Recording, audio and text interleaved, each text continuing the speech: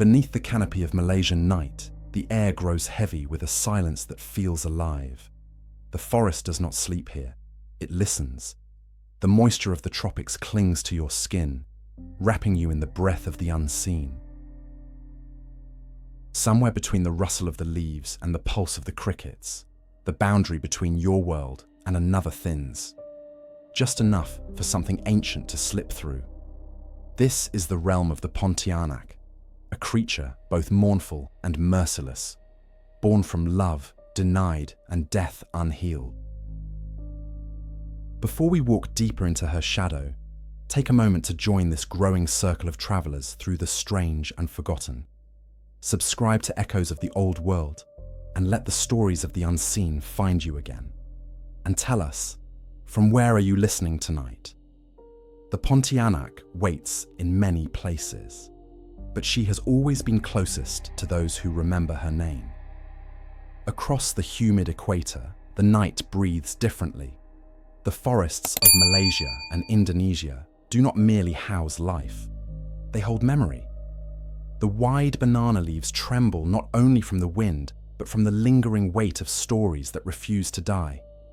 Locals warn travelers never to linger among the banana trees after midnight, for that is when her laughter seeps through the foliage, soft as a whisper, sharp as a blade. It is said that the air itself changes first, a delicate sweetness, fragrant and intoxicating, as if heaven itself exhaled. Those who travel beneath moonlight and breathe in that scent know too late what follows. For sweetness in this land is never only sweetness. The frangipani's perfume carries the memory of the grave, and the unseen eyes that watch from between the trunks glimmer with something far older than sorrow. In the distance, the faint rustle of silk catches the ear, followed by a sound that should never belong in. The cry of a woman whose grief curdles into something darker. This is the song of the Pontianak, a sound that binds her legend to the soil. To understand her, one must first understand the fear that built her. In centuries past, childbirth was a fragile crossing, a gamble straddling life and oblivion. Every mother knew that to bring forth life was to dance with death. When death won, the spirit of a woman could rise wrong, anchored not by peace, but by pain. A Pontianak is that pain made flesh, that grief walking upright, hidden behind beauty and the illusion of innocence. She is neither ghost nor demon, but something more intimate, a shadow cast by human loss. There are elders who claim that the first Pontianak was not born of rage, but desperation, that she was once a mother-to-be who felt her child stop moving beneath her ribs, her breath torn away before the midwife's prayers reached the sky. Her body was buried by trembling hands, but her spirit refused the earth.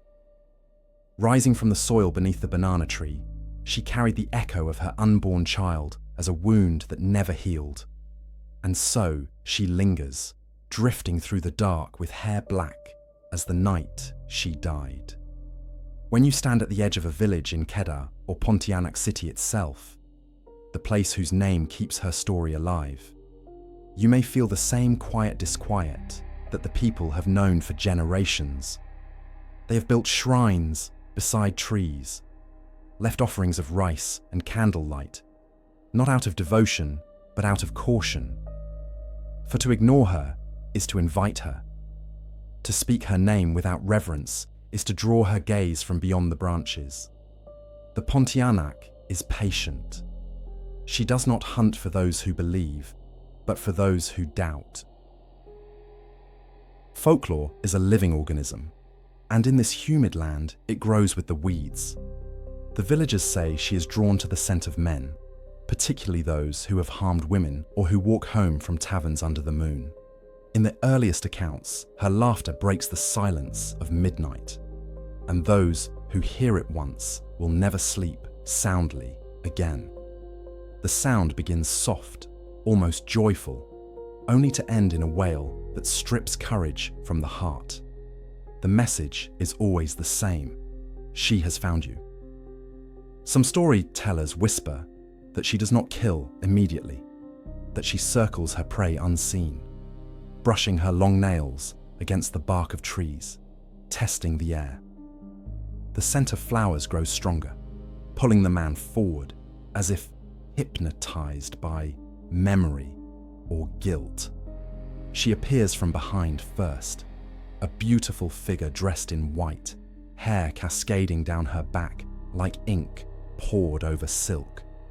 It is only when she turns her face or when her laughter dies in her throat that the illusion breaks, revealing the hollow in her back, the emptiness that she carries like an open wound. But tonight, her story is not a threat meant to spook the curious.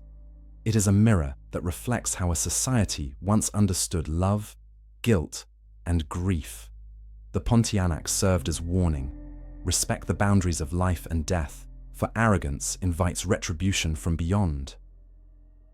In villages surrounded by forests, the myth helped parents teach their children never to wander into the dark, never to ignore the cries of women, and never to strike the balance between protection and fear too carelessly. She is a story of mourning turned sacred lore. The environment that shaped her legend was full of contrasts: lush beauty and relentless decay, fertility and fragility intertwined. The banana tree, soft and water-filled, symbolizes both abundance and impermanence. It grows fast, but dies easily. It shelters, but cannot defend. The Pontianak nesting in its shadows embodies that same contradiction, a spirit birthed by life itself, yet doomed to feed upon it. Each rustle of leaf in the midnight breeze might well be her warning, one ignored at great cost. Even now, far from the Malaysian coast, the myth travels. Migrants carried her story to Singapore, where city lights replaced jungle shadows, but her presence adapted. Modern tellings describe her haunting apartment corridors or abandoned lots, wearing perfume instead of flowers. But the essence remains identical. The balance between beauty and horror survives because it speaks to a truth that never aged. No loss, when left unacknowledged, stays buried. In the urban skyline of the 21st century, where neon hums and screens shine, someone will still swear they heard her laughter near an empty car park, soft and sweet before turning to a scream. Taxi drivers speak of figures standing beneath street lamps, of sudden gusts carrying the scent of frangipani into sealed cars. The old banana groves may have vanished, yet the air still remembers her. Technology has not tamed fear. It has only given it new reflection. So, as you listen, take care to understand that this is not only a tale of horror, it is also a tale of empathy, of the unrelenting human wish to make sense of suffering. The Pontianak's hunger for life is the echo of her stolen one. When villagers light candles at crossroads, or when children whisper her name before bed, they are not merely afraid. They are acknowledging the thinness of the veil, the closeness of loss itself. Through her, grief gains a face. Some myths fade when their function ends. Others endure because they still speak truths we cannot outgrow. The Pontianak survives because she embodies the eternal question that trembles inside every act of love that meets tragedy. What becomes of care when its object disappears? Does it vanish peacefully or linger, twisted and seeking? In the dense humidity of these lands, love never dies cleanly. It ferments, it transforms, it takes root in the unseen. Remember this as the night thickens. The Pontianak is not merely a monster of vengeance. She is the embodiment of unfinished stories. In her cry, there echoes the voice of every woman whose pain was dismissed, whose story was left untold. She is the tropical manifestation of sorrow's persistence, as patient as the rain, as inevitable as decay. To hear her is to be reminded that beauty and terror often bloom from the same stem. So tread softly in the darkness of these tales. The forest listens and the banana trees remember. Beneath their rustling leaves, the first chapter of her legend unfurls, waiting for those who dare to look beyond fear and see the mourning heart that beats behind the myth. Her name is Pontianak, and she is waiting just beyond the veil, where the tropical night breathes, and the humid air remembers what the living try to forget. There are moments in human life when the veil between the living and the dead flickers, so delicately that even the air seems unsure which side it belongs to. In the humid villages of Malaysia and Indonesia, childbirth once carried such uncertainty. It was a sacred trial and a gamble, where a single heartbeat decided whether one new life would enter or two would vanish together. Mothers prayed to gods and ancestors alike, their cries echoing through wooden homes surrounded by the songs of crickets and frogs. When death came during childbirth, it was not considered a simple passing. It was an interruption, a tearing of the cosmic thread. The Pontianak story begins in this liminal threshold, born of a woman who met her end while trying to give life. Legends describe her as a spirit, unable to cross fully into death because of the life that died within her. She lingers where the air is thickest, neither wholly lost nor truly gone, trapped by the paradox of creation that turned against itself. In the old languages of the Malay archipelago, such a death was feared above all others, for it suggested unfinished business with both realms. This was not just tragedy, it was imbalance. To the people of the kampongs, childbirth carried spiritual risk as much as physical danger. Women were considered vulnerable to unseen forces during pregnancy, their bodies gateways through which both divine blessings and malevolent entities might pass. The act of giving birth was a crossing between worlds, one that demanded constant protection. Midwives were healers and shamans in equal measure, guiding mother and child through an invisible corridor watched by spirits who coveted the warmth of life. If the ritual failed, if breath faltered before the infant's cry, that corridor never closed, and something stepped back through it. In the oldest villages, stories tell of strange lights appearing above banana groves after a woman's death in labor. Some claimed these lights were her restless soul, searching for the child she could not hold. Others whispered that they were warnings, a glow on the edge of vision meant to keep villagers away. In both cases, the meaning was clear. Such deaths could not be treated as ordinary. The community had to act swiftly, performing rites to guide the spirit to rest before sorrow hardened into hatred. Failure to do so would call forth what they feared most, the return of the mother as Pontianak. Imagine a time before medicine, before hospitals, when silence and prayer were the only defenses against a bleeding womb and a weakening pulse. The birth chamber was both cradle and tomb, surrounded by women chanting invocations for safe passage. The belief was that the pain of death during childbirth left the spirit in torment, torn between protecting the unborn child and raging against the fate that denied her both life and love. The Pontianak, then, is not simply a ghost of vengeance, but the embodiment of maternal despair, transformed into a haunting that feeds upon the living out of boundless emptiness. Folklore describes two forms of this spirit: the kuntilanak, more common in Indonesia, and the Pontianak, her Malaysian counterpart. Though names differ, both share a core identity: the woman who died giving birth, her suffering crystallized into supernatural hunger. In some regions, she is said to cradle an invisible infant, her lullaby drifting through the night until it turns to a scream. In others, her cry is silent, appearing as a cold gust that freezes the breath of those who hear it. Always, she remains tied to the doorway between worlds that once betrayed her.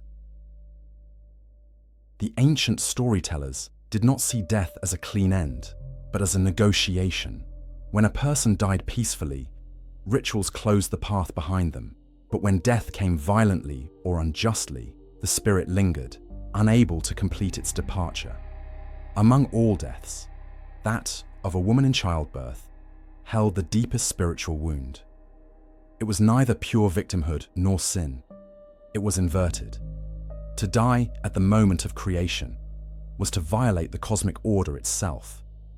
And so, the Pontianak's rage became the balancing force that demanded. This is why her origins inspire both horror and pity. She is not born of malice. She is forged out of the collision of love and loss.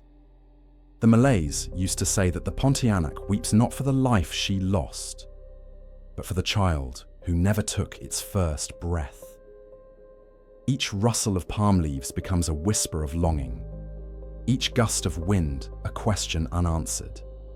When villagers hear the cry of a cat outside in the night, they sometimes pause and listen closer, because the Pontianak is said to speak through animals, borrowing their voices to express the grief trapped in her own. To understand her mythology is to understand ancient views on the sanctity of motherhood. In traditional societies, the continuity of life was sacred. Every birth reaffirmed the line between clan, land, and spirit. A woman dying in childbirth symbolized a crack in that continuity, a disruption that stirred ancestral unrest.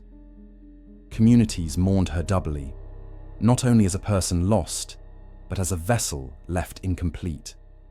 Without proper rites, her soul could fester in confusion, believing it had been betrayed by both body and world. The Pontianak is that confusion brought to form, moving through mist like an unfinished thought turned feral. There were methods to prevent such a transformation.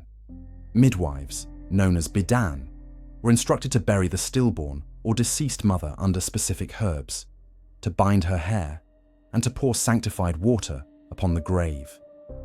It was believed that these gestures anchored the soul, soothing it before grief could become fury.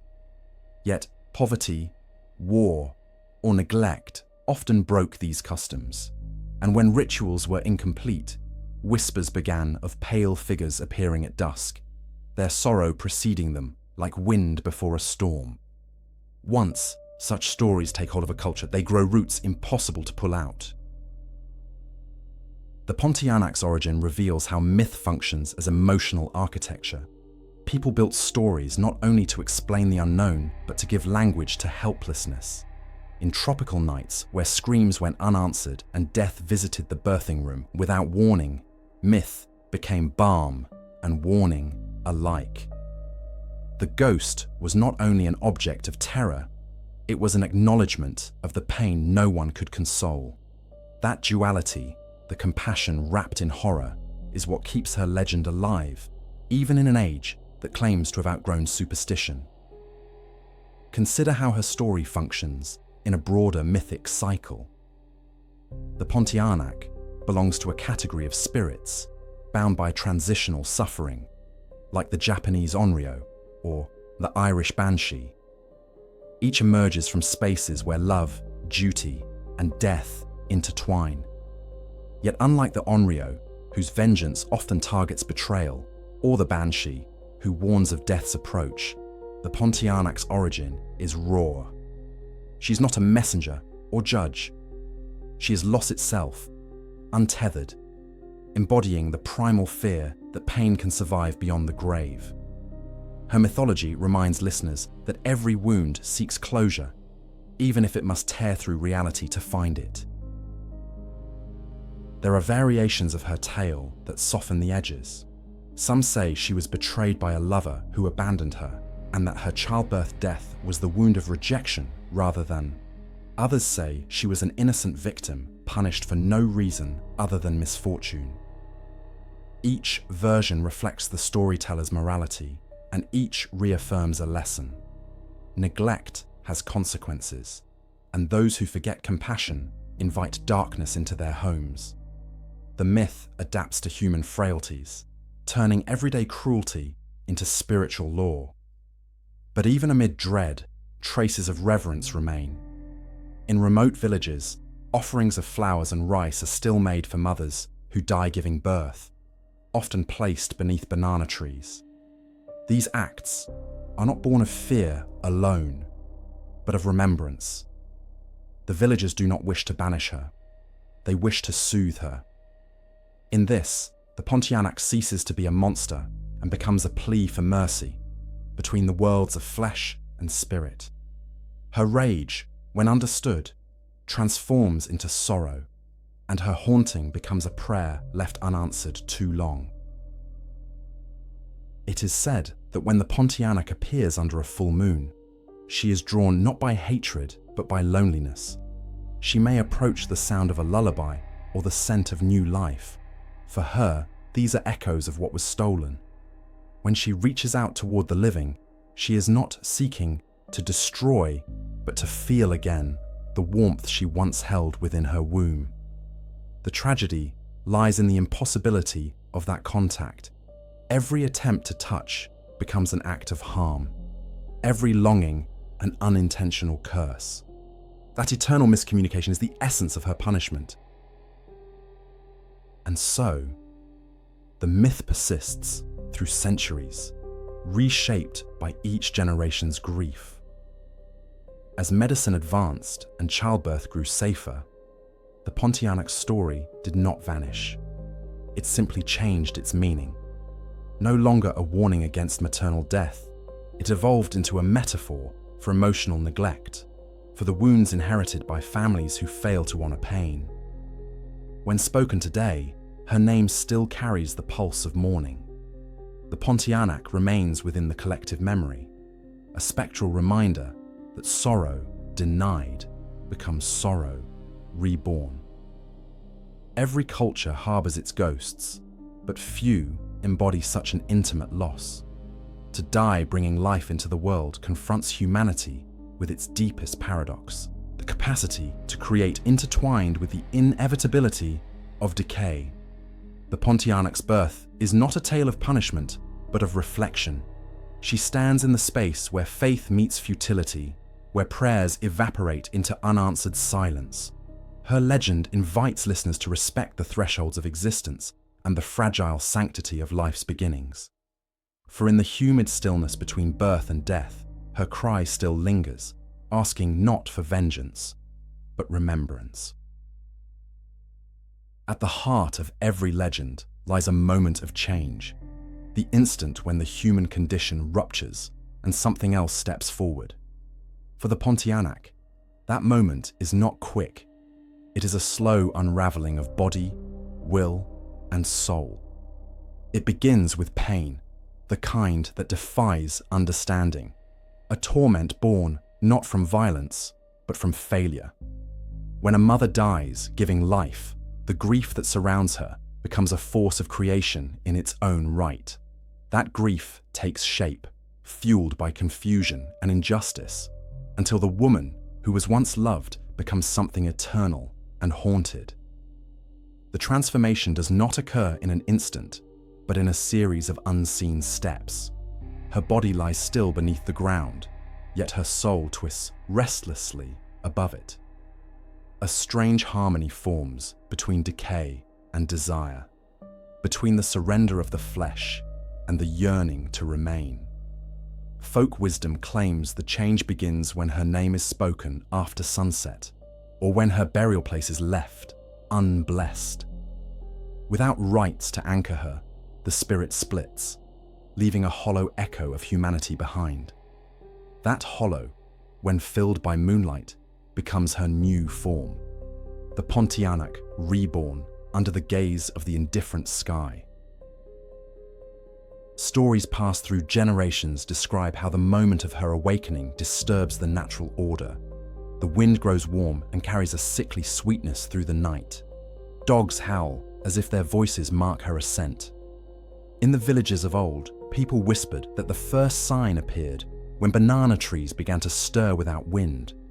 They said the soil near her grave turned damp again, as though breathing. From that soil rises not corpse, but shadow, clothed in a lure, capable of deceiving even the devout. Thus the transformation begins with silence, with itself bowing to something both terrible and sacred. To understand her metamorphosis is to peer into humanity's oldest fear, that agony may outlast flesh. The Pontianak is pain that refused to fade. Over time, the suffering reconfigures itself, turning sorrow into hunger, longing into lure. Her body reforms in memory of how she once looked before death. Hair falling like ink, eyes large and luminous, pale skin gleaming in the moonlight, as though washed clean of life itself. Yet her beauty is not renewal. It is imitation, the mask created by the void to attract warmth again.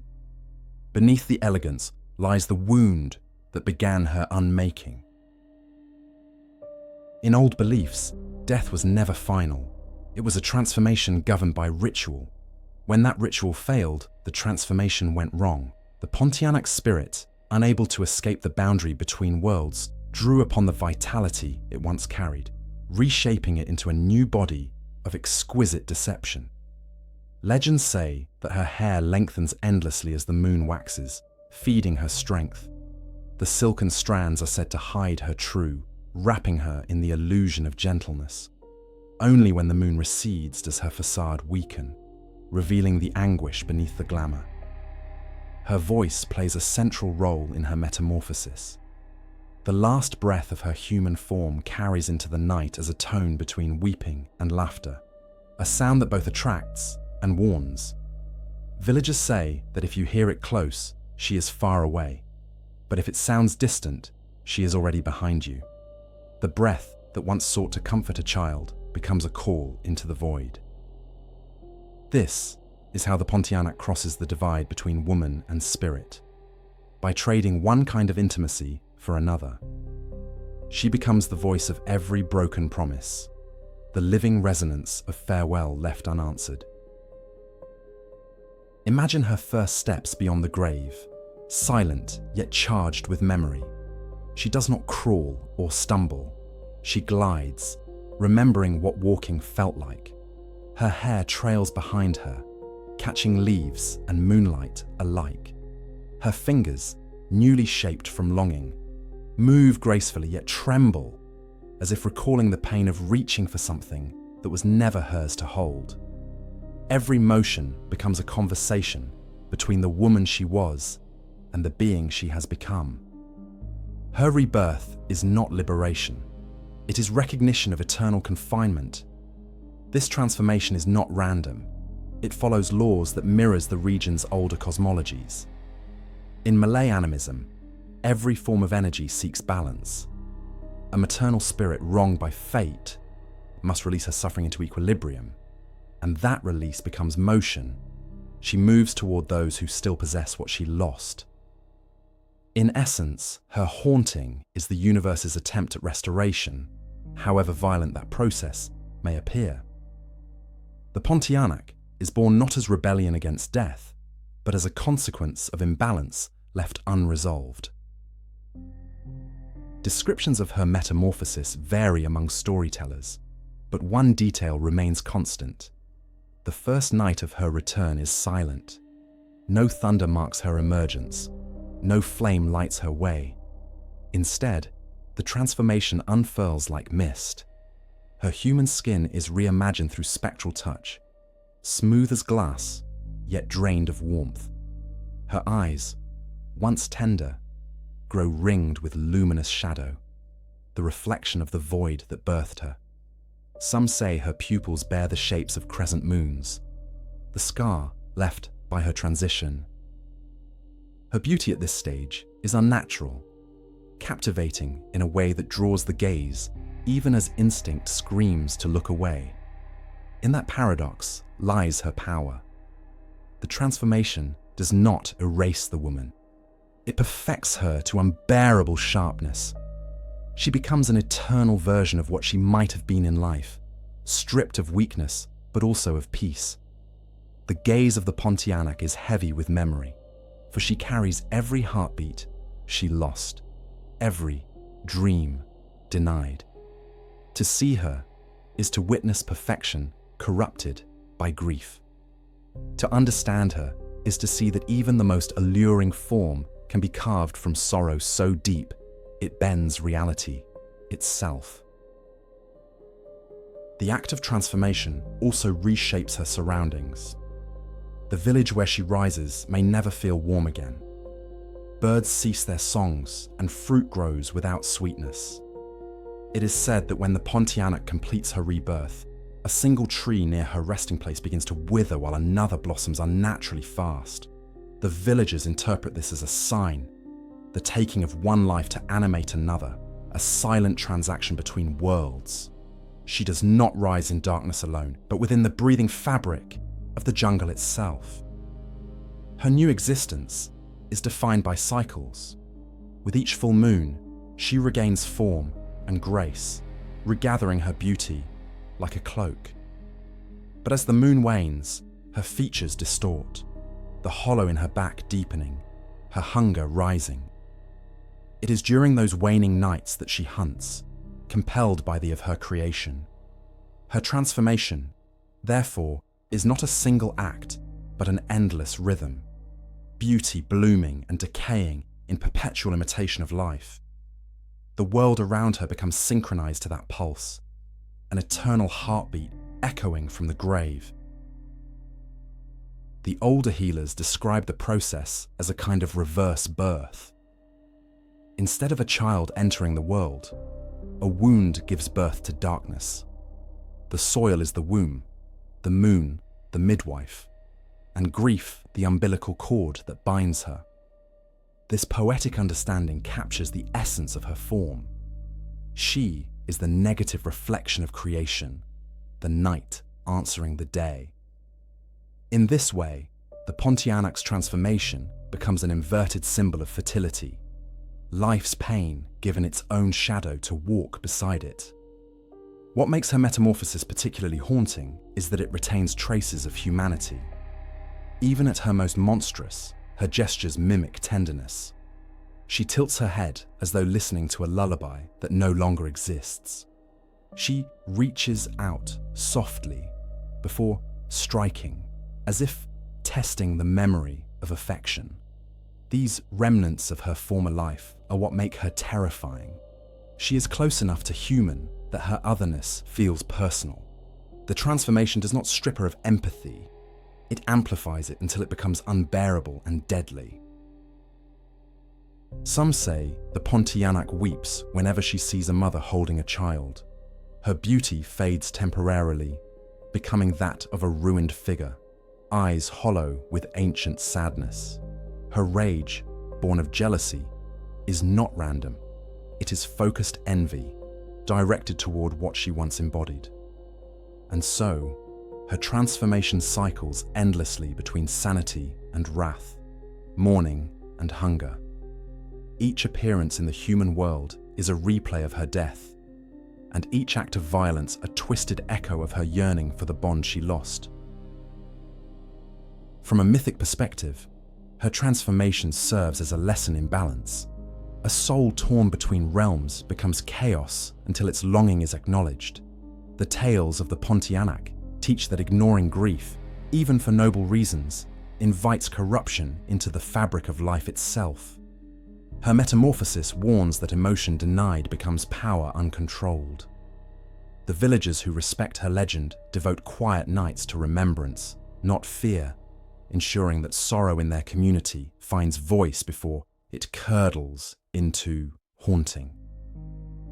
If one could observe her in the moment her transformation ends, when the boundary seals once more, you might see tranquility return to her face. For a breath, she is almost human. The wind stills, carrying the scent of frangipani and wet soil, and in that fragile pause lies the memory of who she was. Then she vanishes, drawn back into the spaces between heartbeat and silence where she belongs. The transformation complete, she becomes both warning and witness. A mirror to human fragility cloaked in supernatural grace. This is how the Pontianak endures through centuries, not as a tale of darkness alone, but as a portrait of persistence. Her metamorphosis reminds the living that despair reshaped can build empires of night, and that what we fail to mourn, we eventually resurrect. Through her, grief becomes architecture, memory becomes movement, and the beauty of mortality reveals its cost. She stands forever at the edge of reality's garden, the flower that blooms after death, yet never withers, the face of transformation that the living seldom dare to meet. Before horror comes fascination, and before death comes beauty. This is the paradox that defines the Pontianak, for she does not hunt with rage or blood, but with allure. Her first weapon is not the claw, but the glance, a delicate deception that transforms fear into desire. Among the spirits of the Malay world, she alone perfects the art of seduction turned deadly, embodying the ancient truth that the most dangerous predators do not conceal they refine it. In her presence, danger is wrapped in grace, and survival depends upon resisting the call of something exquisitely human. Those who have seen her agree on one thing. From behind, she appears heart-stoppingly beautiful. Her hair falls black and unbroken, cascading like liquid night down her back. Her skin, tinged with moonlight, holds no blemish, and her movements flow with the rhythm of wind over water. Dressed often in white, the color of mourning in her homeland, she walks the border between innocence and dread. The Pontianak's stillness is part of her charm. She does not chase, she waits, allowing mortal curiosity to become its own undoing. In the soft luminescence of rural nights, where lanterns cast small circles of gold upon the darkness, her silhouette might seem almost divine. A traveler returning late from the river may glimpse her among the banana trees, head tilted, her long hair swaying like a veil.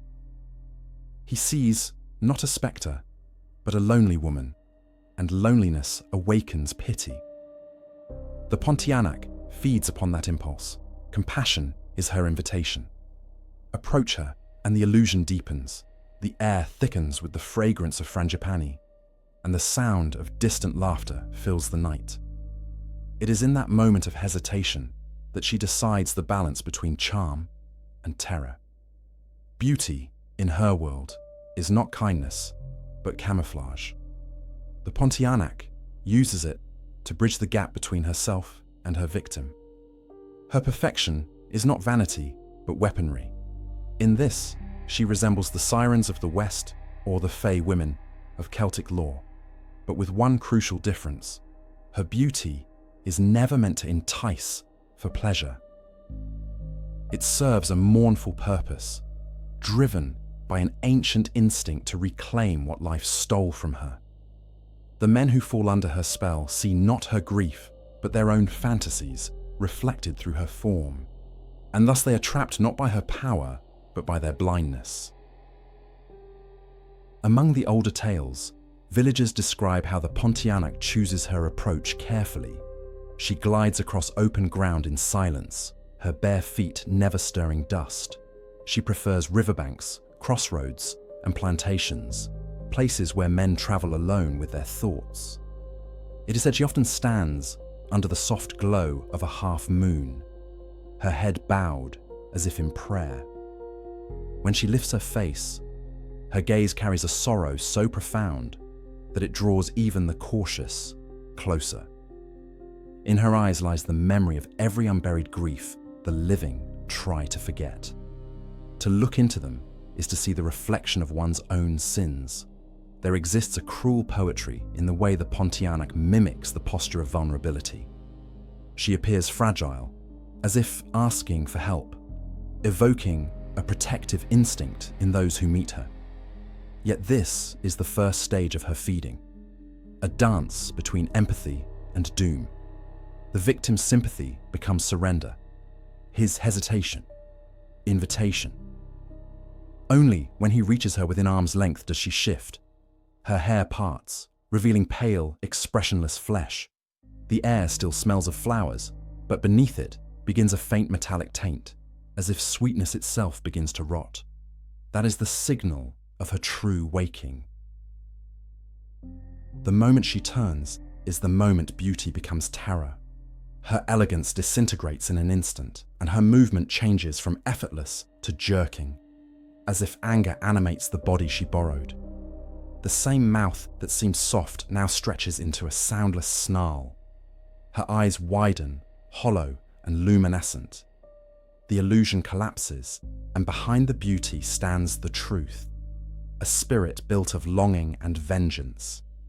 Those who survive describe it not as horror, but revelation, a sudden understanding that beauty without warmth is the most chilling of all forms.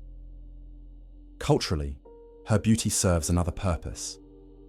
It reflects the societal fear of temptation, of the forbidden feminine that dwells beyond the domestic sphere. In pre-modern Malaysia, beauty held power. It was believed to command both honor and threat.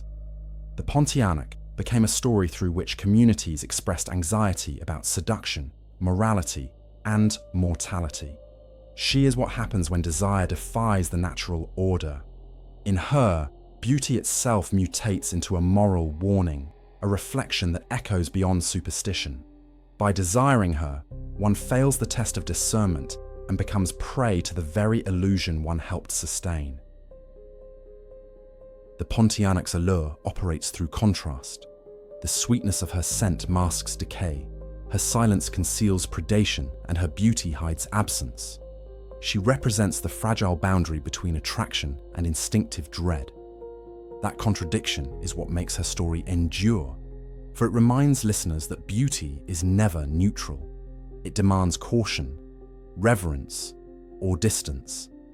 Even now, when tales of her circulate through films and urban legends, her image retains that duality. The beautiful ghost who kills, yet somehow still deserves pity. Her form seduces modern imagination, just as it ensnared the ancient mind. It is said that those who fall under her charm rarely attempt escape. Something in her presence dissolves the will to flee. She draws her victims into a trance, the way a lullaby softens fear. The shadow of her hair curls around them like the dark edge of dream, leaving them unmoved even when they know they should run. By the time the illusion fades, it is already too late. The first trap is closed, and the Pontianak's sorrow becomes theirs to share. What follows after that moment is rarely remembered clearly, for her beauty not only deceives the eye, but clouds the mind. The villagers had rituals to counter this charm. One common saying was to avert the gaze and whisper a prayer invoking earth and ancestor, reminding oneself of humanity before gazing again at the unknown. Others carried iron talismans, believing that cold metal disrupted the magnetic pull of her enchantment. Yet even these protections were said to fail if one gazed upon her too long. Beauty, after all, is a spell older than language, and the Pontianak did not invent it. She simply mastered its darker grammar. Her legend warns listeners that appearances hold the power to rewrite truth. The Pontianak's beauty does not merely disguise her, it manipulates perception itself. To see her is to see past the boundary between reality and imagination. That line blurs not through deceit, but longing. The beholder desires the illusion more than the truth. This interplay gives her myth, intellectual weight, transforming it from mere ghost story to reflection on human. The Pontianak is terrifying because she reveals that we often welcome destruction if it arrives beautifully. Even historical texts mention the reverence villagers held for unearthly beauty. Some believed it could bend fate or cause storms. Women who died young and beautiful were especially mourned and often given elaborate funerals to prevent transformation. The Pontianak, then, emerges as both social fear and archetypal warning, that beauty unguarded by humility turns divine blessing into curse. Her tragic allure continues to echo the ancestral tension between admiration and dread, between the known safety of light and the captivating secrets of darkness. As time passed, her roles multiplied. In some coastal regions, she appeared in dreams, whispering to fishermen about storms or hidden dangers. They woke unnerved, insisting her eyes were clearer than the sea. These visions blurred the distinction between warning and seduction.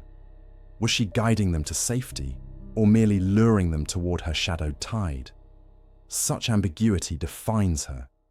Every act of hers oscillates between mercy and menace, every glance between grief and hunger. This is the cruelty of her beauty. It forces one to confront the possibility that love and destruction can wear the same face. To watch her is to understand that she symbolizes more than vengeance. She is the embodiment of loss, seeking continuity through reflection. Her beauty invites the living to remember what she lost: youth, warmth, touch, and in doing so, she takes a piece of that memory from them. The traveler who meets her under the moon does not only see his death approaching, he glimpses the echo of desire stripped of consequence. The Pontianak reminds humanity that what is most alluring often conceals what is most hollow. And yet, her legend continues to elicit sympathy. Audiences who listen in modern times do not only fear her, they mourn her. She becomes, paradoxically, both victim and predator, both lesson and lament. In her beauty, they perceive tragedy rather than evil. For even monsters crafted from sorrow retain an essence of what they once were. The Pontianak's trap is not only for the men of the story, but also for those who hear it. We fall for her too, entranced by the poetry of her curse, knowing that fear and compassion often spring from the same root. So the pattern endures. The Pontianak's beauty binds the world of myth to the living memory of humankind, a mirror polished by age yet still reflecting the same warning. Not all that captivates wishes to save you. Beneath her grace lies the same emptiness that birthed her, the silent wound disguised as perfection. She teaches again and again that fascination may lead not to understanding, but to surrender.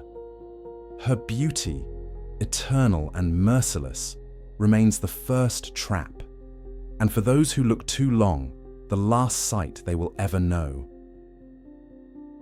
Every legend hides a single image so terrifying, so essential, that it burns itself into the collective memory of a people. For the Pontianak, that image is not her long hair or her spectral beauty. It is the hollow that gapes where her back should be.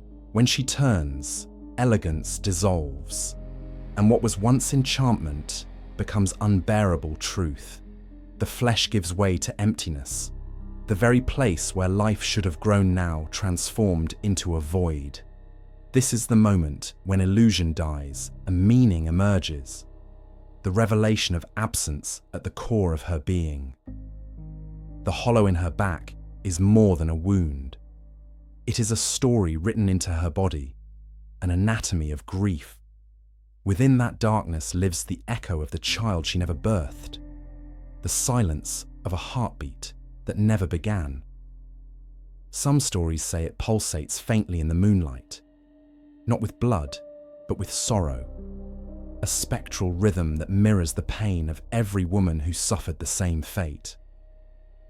Others claim you can hear a faint whisper rising from it, a breath that is not her own, trapped between this world and the next. To witness this absence is to see her curse laid bare, the mother without a child, the vessel without creation. In traditional tellings, villagers describe her hollow as smooth and pale at first glance, as though polished stone hid beneath her skin. Yet the longer one looks, the more impossible it becomes to define its form.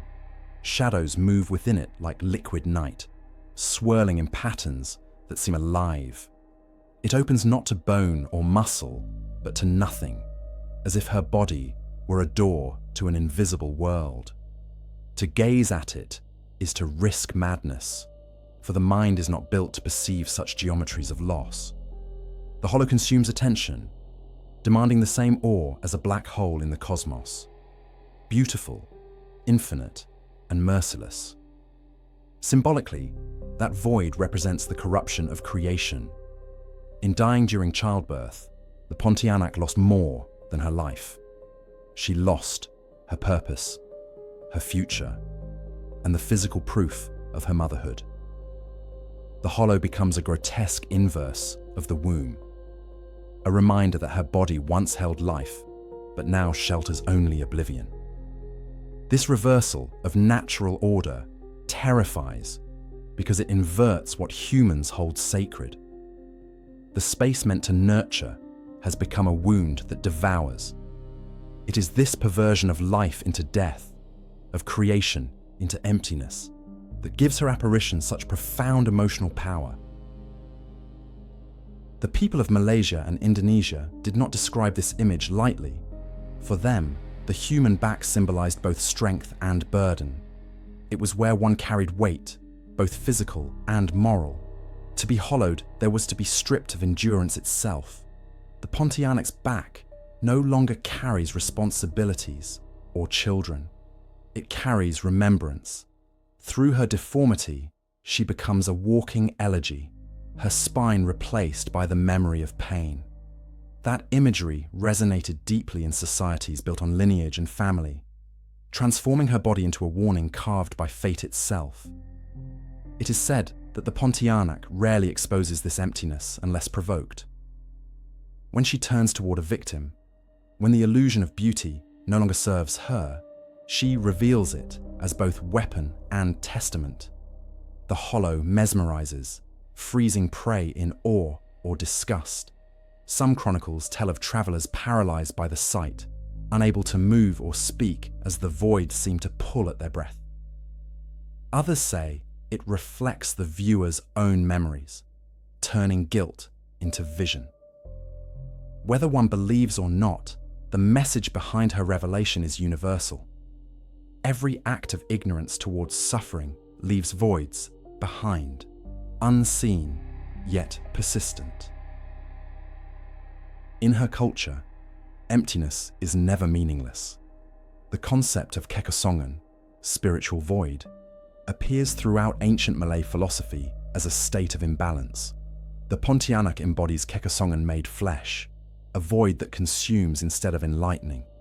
Her hollow is not an absence of being, but an active hunger, a sight through which pain repeats itself eternally.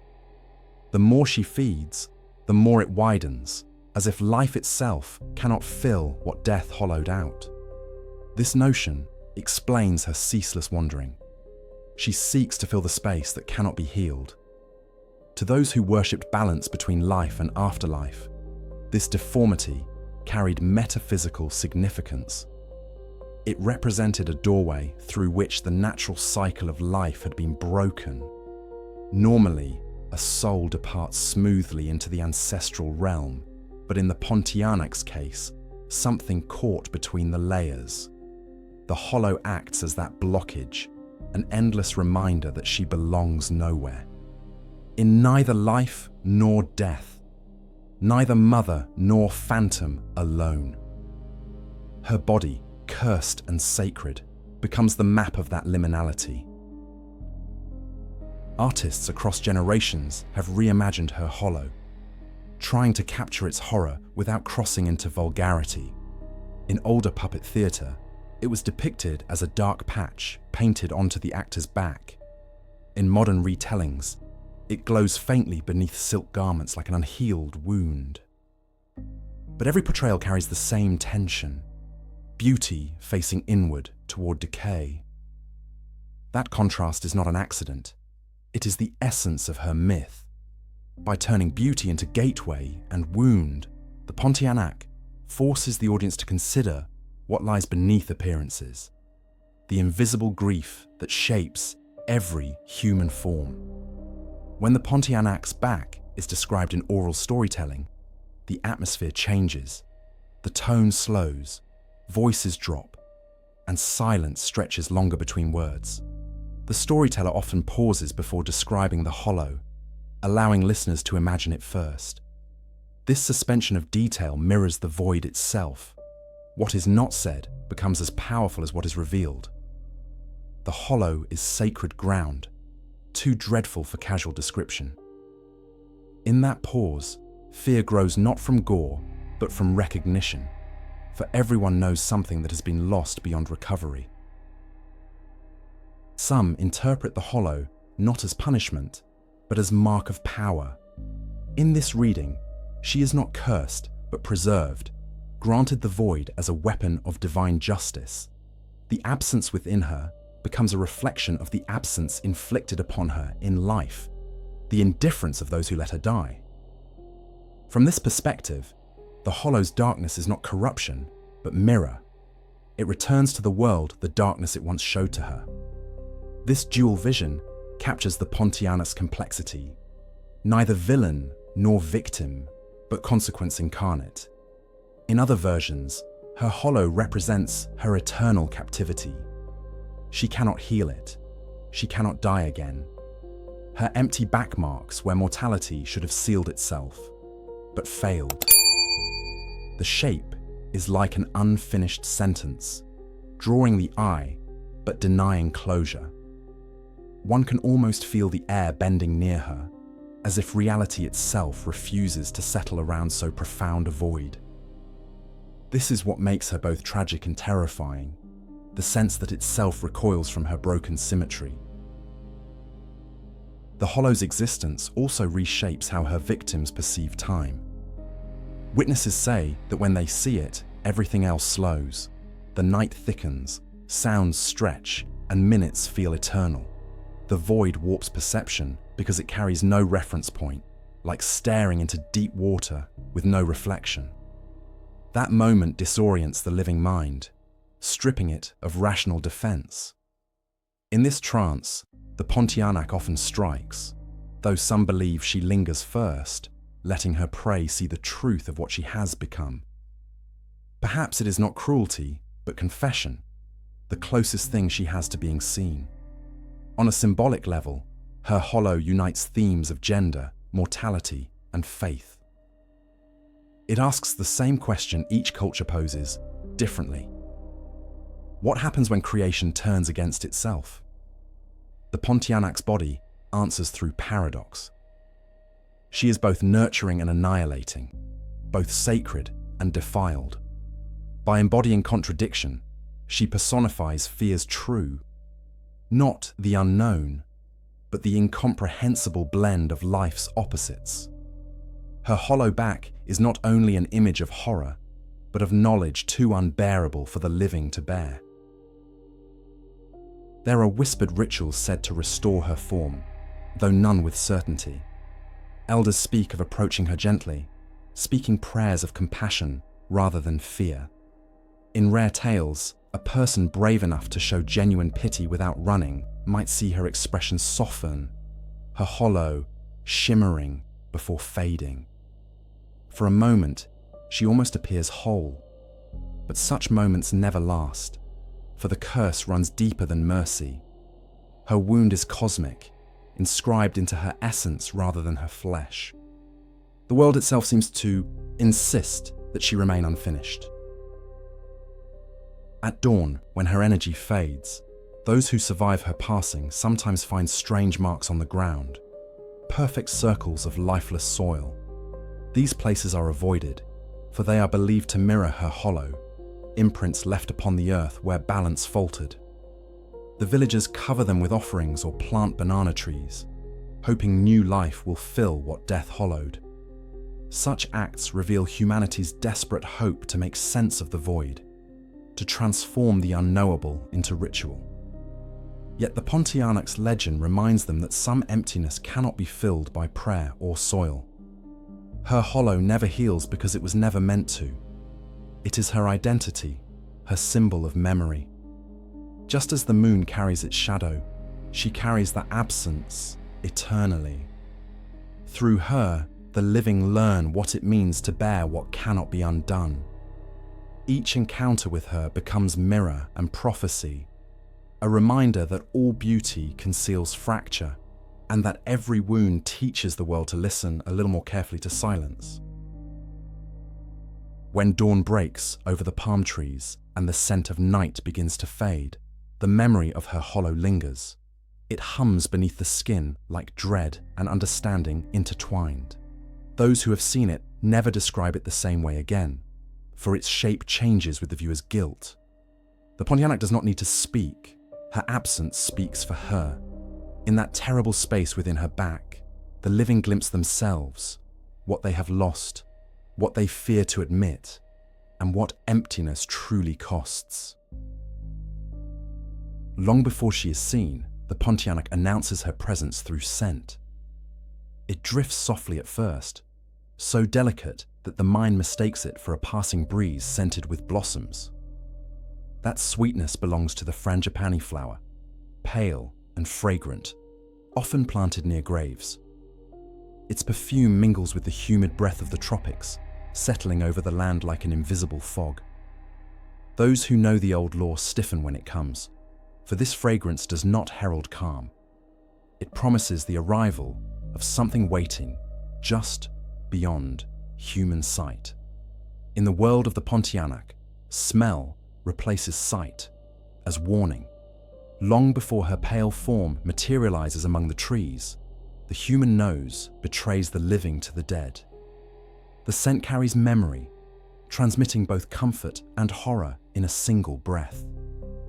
It is said that when the aroma of frangipani thickens beyond reason, when it clings to clothing and will not wash away, she is near. Death, in her presence, always begins beautifully. The contrast defines her, as it defines the of tropical myth, perfume and decay, bloom and ruin intertwined. In villages across Malaysia and Indonesia, people were taught to distinguish between the fragrance of garden blossoms and the heavier, almost feverish scent that clings to haunted places. The Pontianak mimics flowers because flowers symbolize both mourning and new life. By blending her warning with beauty, she confuses the senses. What should comfort becomes a trap. The sweetness lures the curious closer, until sweetness gives way to something else entirely. After the floral calm comes the stench of decomposition. Witnesses describe it as sudden and overwhelming, the tropical air turning foul, thick, and metallic. It is as though the same air sighing through the banana trees begins to rot mid-breath. The transformation is instantaneous. Paradise to pestilence in a single inhalation. To inhale it deeply is to understand the promise behind her existence. Death disguised as beauty, decay hidden beneath allure. The Pontianak's scent warns too late. By the time the smell changes, she is already within reach. The frangipani's role in her legend is symbolic as much as sensory. In Malay custom, it is a flower of graves, planted not to honor the dead, but to keep spirits calm. Its milky sap and pale petals remind villagers of purification and transience. Yet when the Pontianak walks, she turns the flower's meaning inside out. Its fragrance no longer soothes, it seduces and betrays. When you smell frangipani at night and cannot find the tree, it means she has borrowed its scent as her veil. Folklore speaks of cautious rules passed from elder to child. If the fragrance lingers unnaturally strong while no petals are in sight, light a candle and whisper a blessing to guide her onward. If the aroma fades abruptly, run. Night travelers carried betel leaves or lime peels in their pockets to mask the smell, believing that the sourness could disrupt her hunger. Others relied on smoke, burning coconut husks to cloud the air. But against the unseen, nothing ever felt certain. Scent, unlike sight, cannot be shut. The Pontianak's connection to smell extends beyond warning. It speaks to the spiritual texture of the tropics. In places where heat preserves scent long after sound has vanished, spirits are identified by fragrance rather than form. A ghost that announces itself by smell reveals not its shape, but its history. Rotting sweetness belongs to those who died wrongfully, their souls fermenting in grief. The Pontianak reigns as the most complex among them, her aroma containing both sanctity and corruption. It is olfactory contradiction given spirit. In oral storytelling, the rhythm of scent creates suspense. A grandmother reciting the tale to children mimics the rising sweetness, whispering about petals and night air, before dropping her voice into the thick silence that precedes the stench. That shift startles the imagination more than any scream. It turns the act of smelling into prophecy.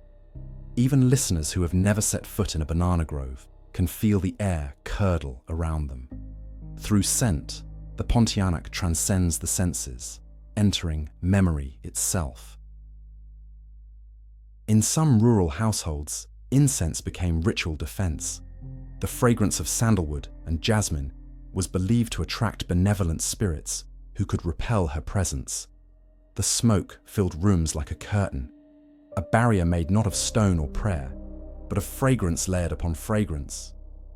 In that invisible war of perfumes, humans tried to reclaim control of their air, their breath, their unseen dominion. Yet the Pontianak always finds a way to twist even purity into signal. The scent battle never truly ends. It merely sighs and resumes with every new moon. Myths describe the moment when her scent overwhelms every other sound. The forest grows silent while dogs whimper and birds refuse to sing. Only the perfume persists, heavy and golden, until it burns the throat. Survivors speak of dizziness, as though air itself were turning to liquid. Some faint, others lose all sense of direction. The Pontianak moves through that delirium unseen, guided by the breath of those who breathe her essence in. She becomes part of the air, intimate and invasive. To smell her is to let her inside. There are tales of healers who claim the scent once marked her vulnerability. On rare nights when the fragrance appears without corruption, when it remains purely floral until dawn, they say she grieves rather than hunts. In those moments, the smell hangs over the earth like mourning, her presence, harmless but mournful. Perhaps, beneath her rage, that sweetness is a memory of what she loved, the gardens she walked, the warmth of life she lost. Fragrance, after all, is memory carried by the wind. The transformation of scent aligns with her dual, half woman, half revenant. In Malay poetry, smell often symbolizes emotion unspoken. Love smells of rain, grief of ashes, longing of flowers about to fall. The Pontianak unites them all. The perfume that heralds her is love decayed, the fragrance of something that once tried to bloom. When it shifts to rot, it signals the truth beneath myth, that beauty untended turns rancid, and desire without compassion consumes itself. In modern manifestations of her tale, the scent still plays its part. Urban legends speak of perfume, wafting through elevators, or across empty parking lots at midnight. Security guards report sudden waves of floral fragrance before hearing laughter echo through stairwells. In busy streets lined with temples and apartments, her warning continues to cross boundaries. She no longer needs the jungle. The scent travels through concrete just as it once did through leaves. A reminder that superstition adapts like mist. It always finds a way in. Culturally, the sensory element transforms the Pontianak from simple fright into metaphor. Her scent warns that human beings are ruled by temptation long before fear. People follow attraction even when danger whispers beneath it. The dual fragrance serves as parable. Sweetness should be questioned, and purity examined for balance.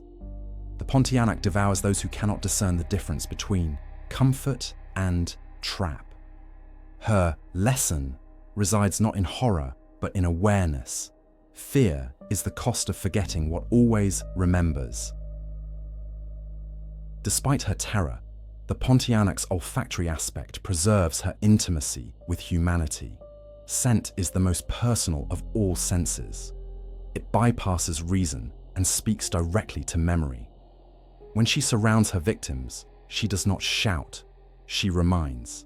Every breath becomes communion with what she lost and what they are about to. She does not need eyes to see them. She recognizes them through their own life scent, their heat, and fear blending into the perfume of mortality. In this communion, predator and prey almost unite. The inversion of floral purity also bridges her tale with the spiritual laws of balance. Flowers meant for funerals become her instruments, and their perfumes evolve into prophecies. In some traditions, people plant frangipani deliberately, believing that appeasement through offering ensures calm nights. The flower thus becomes mediator between worlds, a living emblem of peace in daylight, a warning after dusk. Smelling it, one learns humility before what lies unseen. The Pontianak teaches that even the most sacred fragrance can turn sorrowful when separated from its sanctity. To many storytellers, the dual scent carries philosophical meaning. It reminds humanity that all blessings can invert. Sweetness without restraint becomes decay. Devotion without understanding becomes superstition. The Pontianak's invisible perfume surrounds those who dare forget this equilibrium. In breathing it, humankind confronts the fragility of their senses, realizing how easily comfort dissolves into danger. Her scent is a mirror held to human folly, polished with tragedy. At the end of every story, after her laughter fades and the night begins to cool, a trace of frangipani remains. It clings to the air longer than expected, mournful and hauntingly clean. Elders say this is her way of granting mercy, a final reminder that she passed close but spared the living. The scent serves as both mercy and omen, lingering proof that the worlds of life and death have brushed against one another. Though invisible, it says everything words cannot. Beware what you find beautiful, for not all sweetness means safety. Thus, the Pontianak's presence is not measured by sound or sight, but by the invisible trail she leaves behind. Her scent is prayer and warning, life and afterlife intertwined. Through it, she transforms emptiness into presence, absence into art. And every time someone stops to breathe deeply on a tropical night, captivated by a sudden wave of fragrance they cannot trace, they participate once again in her eternal ritual. A ritual written not in screams, but in the quiet poetry of air that remembers death. Every haunting needs a home. For the Pontianak, that home is the banana grove, a place where living roots whisper with the memory of death. Behind every cluster of those long, green leaves, shadows gather like tongues of darkness, fluttering in a rhythm that never matches the wind. The banana tree is not just her shelter, it is her altar, her birthplace, and her prison. To approach such a grove after sunset is to step into living myth, where the air grows dense with the dreams of the departed. Banana trees are unlike other trees. Their trunks are soft, layered with wet fibers rather than heartwood. They bend instead of breaking, drink in water faster than the earth can drain it, and rot quickly when cut. Their cycle of birth and decay mimics the fragility of human life all too perfectly. Villagers long ago sensed this resonance, treating these trees not as simple flora, but as vessels for spirits too restless to ascend. When the Pontianak rose from the earth, it is said she chose them because their flesh mirrored her own, beautiful, pliant, and destined for swift decay. By day, these groves seem harmless. Sunlight gilds their broad leaves, and their fruit hangs heavy with promise. children play between the trunks, and farmers cut fibers for rope or feed for their animals. But at night, the grove changes complexion.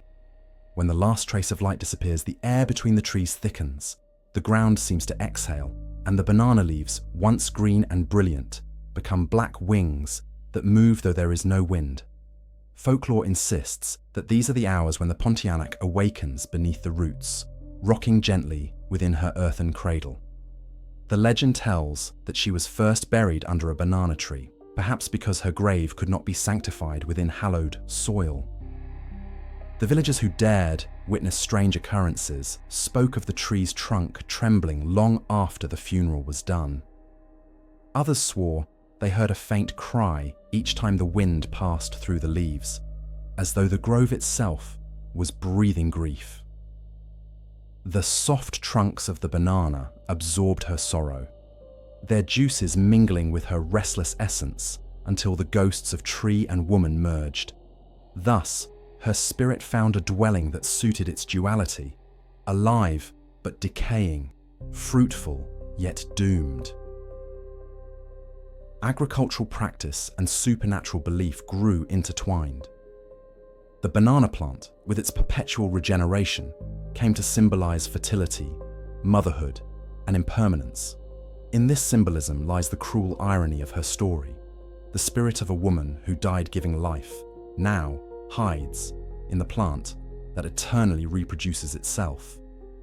Each offshoot of a banana tree could, in theory, harbor her shadow. When villagers cut them to harvest fruit, they sometimes apologized aloud, to the plants, to the spirits, to her. A mistake in respect might invite a whisper at night, or worse, an echoing laugh from the grove's heart. When you stand at the edge of a banana grove under the moon, the first thing you notice is the sound. The leaves crackle in unpredictable rhythms, like multiple voices trying to speak through fabric. Then comes the smell, sweet and heavy, not unlike the frangipani fragrance that marks her presence. The scent of ripe fruit masks what lies underneath, the faint odor of wet earth, and something ancient hiding beneath it. Villagers say that if your heart begins to race without knowing why, it is because she is awake and listening from beneath the roots. The Pontianak is bound to the grove by memory and matter alike. Her spirit clings to the fibers of the banana trunk, feeding off its vitality, drawing from its moisture the illusion of life. When the moon turns full, her form emerges there first, a pale outline weaving through the leaves, long hair brushing the ground. Her steps make no sound, yet the leaves bow wherever she passes. If she pauses, silence spreads like frost, holding its breath before something unseen. The grove itself becomes an echo chamber for her sorrow, each leaf trembling like a heartbeat in her presence. It is said that her victims often find themselves drawn toward these trees unknowingly. A man walking home after dusk will feel fatigue compel him into the shade. The faint flutter of a leaf becomes lullaby, the damp earth beneath promising comfort. Once he rests beneath the banana leaves, she descends from the shadows, unseen but undeniable.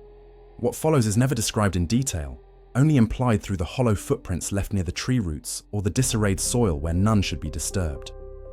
The grove hides what it has devoured well. To those familiar with Malay animism, the banana tree's significance predates the Pontianak myth. Long before her story took shape, the tree was considered sacred, a bridge between mortal and ethereal realms. Its sap was used in healing rituals, its leaves wrapped the dead for burial, and its fruit fed both the newborn and the dying. In every stage of life, the banana tree was present. When the Pontianak entered the folklore, she did not desecrate this symbol, she completed it. She became the darkness required to understand its light, the embodiment of its fragile cycle turned inward upon itself. The association between the Pontianak and the banana tree was not random, but logical to those who lived surrounded by the dense flora of the tropics.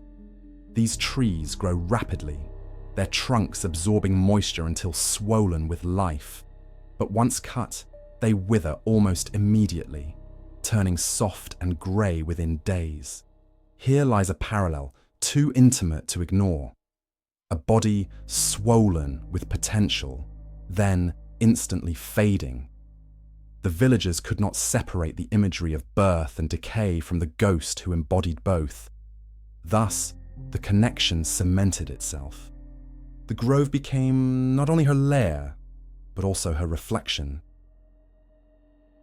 In certain versions of her legend, the banana grove acts as a portal. She does not roam freely through human settlements unless invited or invoked. Instead, she exists partially submerged in the threshold between roots and soil. Some believe she sleeps wrapped in the folds of the largest trunk, her spirit curling within its spongy core like mist held in a vessel. At night, when the moonlight pierces the canopy, her form seeps through the cracks in bark and air alike. The trees sway unnaturally when she rises, not because of the wind, but because the world trembles around her. Local law advises travelers to avoid cutting banana trees at night. Doing so invites her wrath, as every trunk is a body that could be hers. The act of slicing into it symbolizes an attempt to wound her repeatedly. Even when necessity demands it, old woodcutters perform rituals first, asking the land for permission, scattering rice, or singing protective verses under their breath. To neglect these acts is to invite a cold hand brushing against one's shoulder, or the sudden extinguishing of a lantern flame. More than superstition, this ritual caution reflects reverence toward the unseen balance sustaining life in tropical landscapes. It is fascinating that her association with the banana grove continues even in modern times.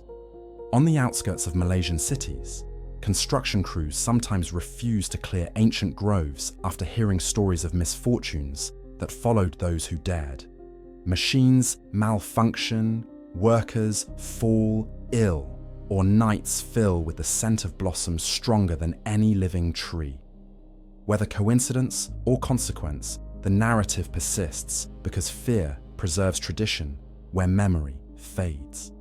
The Pontianak remains guardian of forbidden groves, her legend defending the sanctity of through dread rather than devotion. Her choice of dwelling also deepens her poetic curvature. She rests within something perpetually reborn. Every time a banana tree dies, a new one grows beside it, linked through unseen roots. In a way, she achieves a dark immortality through them. Each new sprout could harbor her essence, each leaf her shadow. Thus, even when the grove burns or withers, she continues elsewhere, moving underground, reconstituting herself in the next cluster of shoots. The forest, in this sense, becomes her pilgrimage, an endless procession of rebirth through decay. The banana grove teaches a deeper lesson hidden beneath fear. It reveals how mirrors emotion, soft, generous, and yet endlessly reclaiming what belongs to it. The Pontianak's haunt does not violate the living world. It reminds the living of their place within it.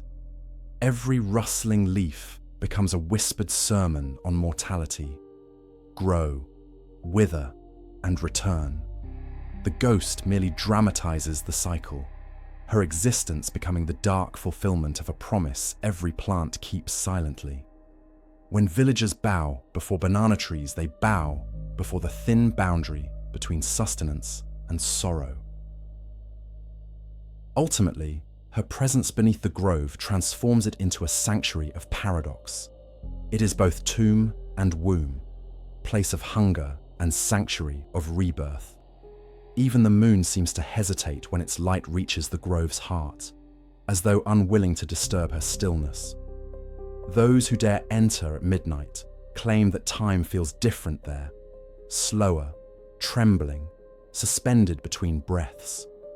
The air quivers with unseen energy, not of malice, but mourning, as if the earth itself remembers the moment she refused to die quietly. Beneath the banana grove, death blooms endlessly, shrouded in tenderness and terror alike. And so, the grove endures as the perfect cradle for her legend, a living shrine to impermanence. Each leaf, each trunk, carries her signature, the harmony of fragility and strength, creation and corruption entwined. The Pontianak sleeps beneath those trees, not because she chooses to haunt humanity, but because no other ground could hold her sorrow. The banana grove, with its humid stillness and endless renewal, understands her. It carries her story in its roots, letting her grief rise each night with the dampness of the earth, a reminder that no boundary between life and death can ever truly be sealed. To speak of the Pontianak's beauty is to whisper seduction. To speak of her methods is to glimpse extinction. Her killings are not wild or impulsive, but precise, ritualistic, and devastatingly deliberate. Every motion she makes is guided by memory and instinct, the calculated revenge of something that refuses to die quietly. When she hunts, she does not stalk in haste. Instead, she circles her victims like the wind itself, unseen yet undeniable, her patience stretching into an eternity that the living cannot fathom. She is less hunter than executioner, summoned by arrogance and sin. The Pontianak follows rules older than scripture. Her attacks often begin in silence, the forest growing still as she draws near. Then comes the faint fragrance, the deceptive sweetness of frangipani, masking the stench of decay that follows. In that fragile pause between the two scents lies the difference between life and death. Victims who disregard it do not scream for long. The Pontianak moves swiftly, closing the gap with an elegance that mocks human speed. In mere heartbeats, the prey is hers. When she descends from the shadows, her hands are the first to betray her. Once delicate and human, they have become weapons of bone and sinew, fingers tapering into talons that catch the moonlight like polished obsidian. Witnesses describe them as instruments of precision rather than chaos. She targets not the throat or the heart, but the abdomen, the place where creation begins. With one fatal sweep, she rends the vulnerable flesh that mirrors her own lost maternity. The act is not merely killing, it is retribution shaped by memory. Every attack carries symbolism. To strike the abdomen is to rewrite her own story, forcing others to feel the same rupture between life and death that imprisoned her. The pain she inflicts is spiritual as much as physical, a mirrored echo of what she once endured. It is why men, particularly those known for cruelty or betrayal, are her chosen prey.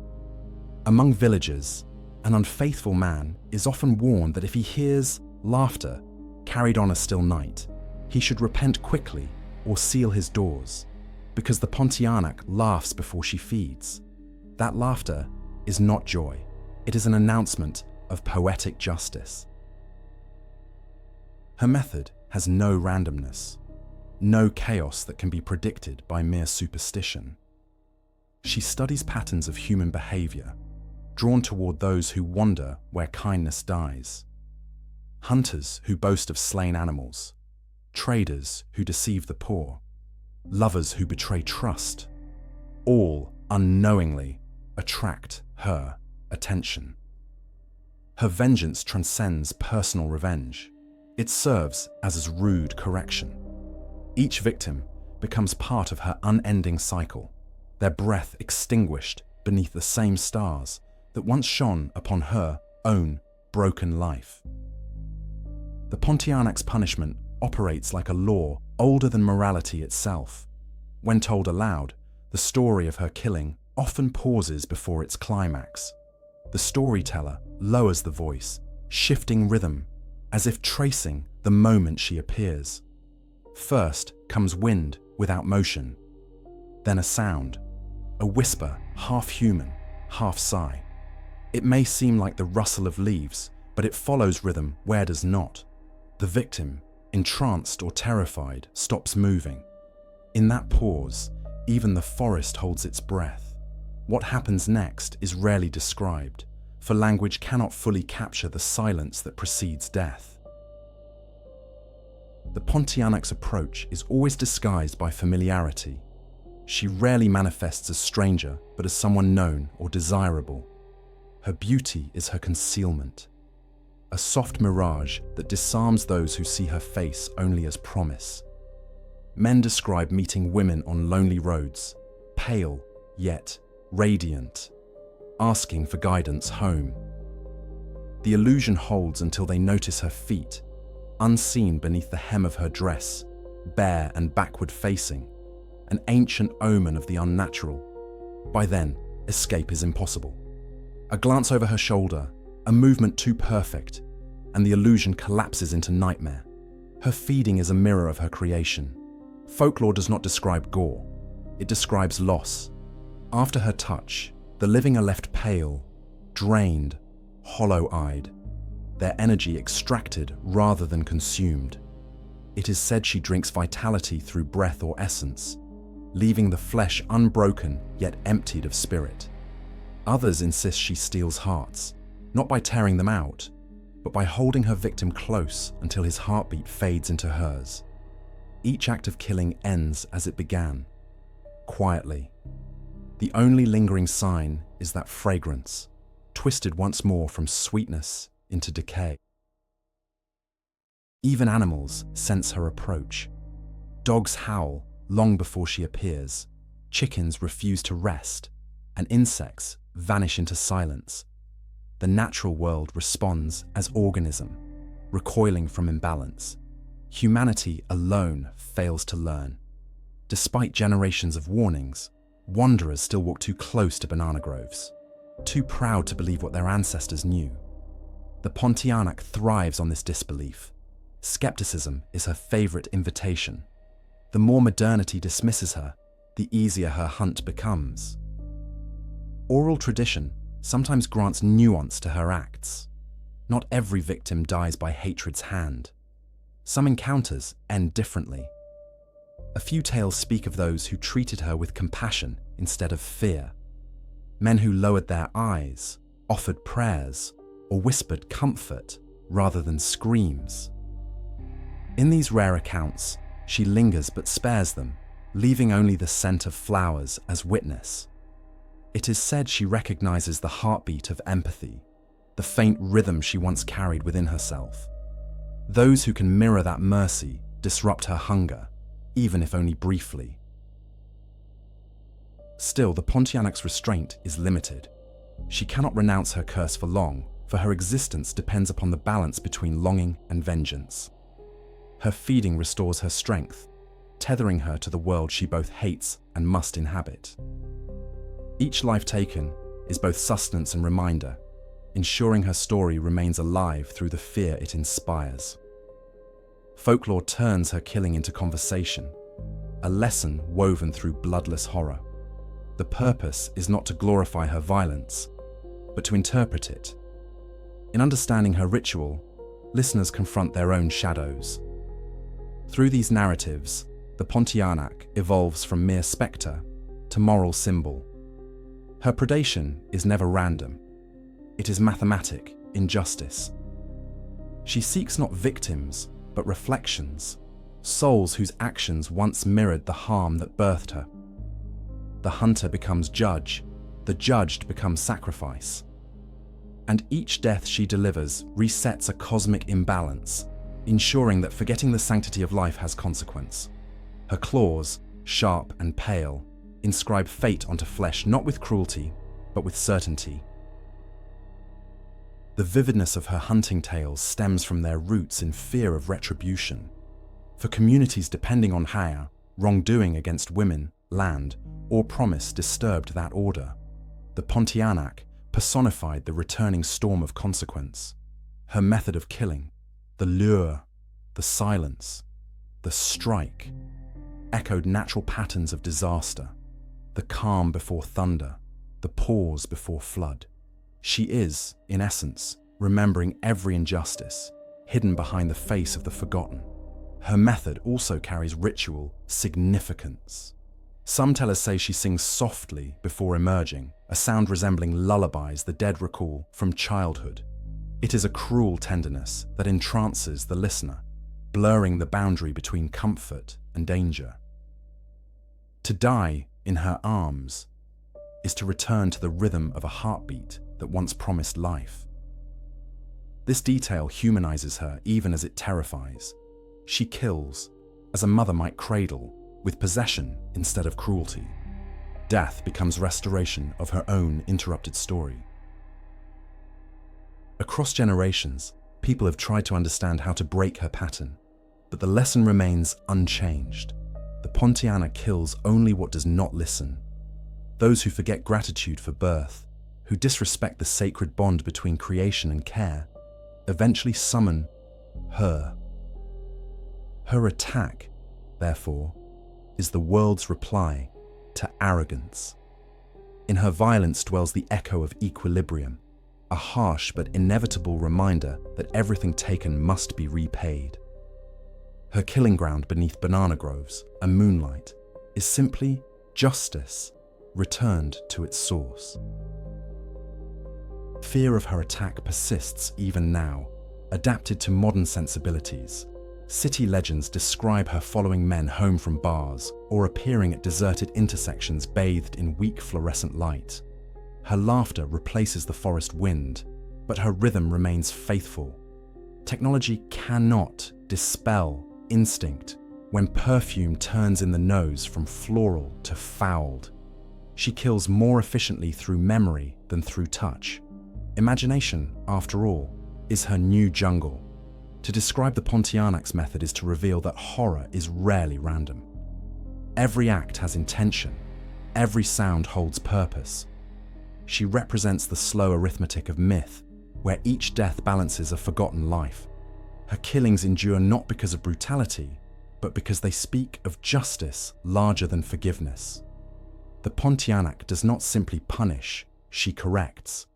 And as long as human cruelty breeds silence, she will walk once more through the dark banana groves, patient as the night, precise as sorrow incarnate. Every legend defines not only its monster, but also its victims. In the tale of the Pontianak, those who fall beneath her shadow are chosen not by chance, but by resonance. Each carries within them a reflection of what she once was, or what she has come to despise. The ghost of a woman who suffered alone seeks out those who, knowingly or not, echo her pain or her cruelty. Her victims embody imbalance, unfaithful men, wandering travelers, arrogant souls who mock the unseen. Their deaths are not random. They are responses to the echoes of human failure that once brought her into being. The first and most common of her targets are men. Folklore, across Malaysia and Indonesia, agrees on this point. Men who mistreat women, betray love, or violate innocence draw her nearer, as if their wrongdoing nourishes the curse that birthed her. The Pontianak's vengeance is deeply rooted in the betrayal she suffered from the world that abandoned her. Every unfaithful lover becomes a shadow of the man who denied her compassion in her dying moments. The ghost becomes the balance that society refused to maintain, returning the pain that once remained unacknowledged. Men wandering alone at night, fishermen, traders, drunken revelers, are said to be the easiest prey. Their loneliness calls to her, cloaked by the sound of their footsteps upon the empty road. They mistake her laughter for invitation, her beauty for companionship in the darkness. Often, the man who dies by her side dies smiling, unaware that his final comfort is born of the despair he failed to recognize in others. Thus, she hides her vengeance in tenderness, turning seduction into retribution. Her victims rarely realize the true reason for their punishment. Yet the Pontianak's choice of victim extends beyond romantic betrayal. In many tales, she hunts those who show arrogance toward death itself. Men who mock the old superstitions, who cut banana groves without prayer, or who boast of conquering spirits through courage alone. Theirs is not sin of malice, but of pride, and pride attracts her as blood attracts a predator. To deny her existence is, paradoxically, to summon her. The line between disbelief and invitation is thin in the humid stillness of the tropics, where reality often blurs with legend. There exist darker interpretations, where her victims are not punished, but claimed. The Pontianak, some say, seeks company as much as justice.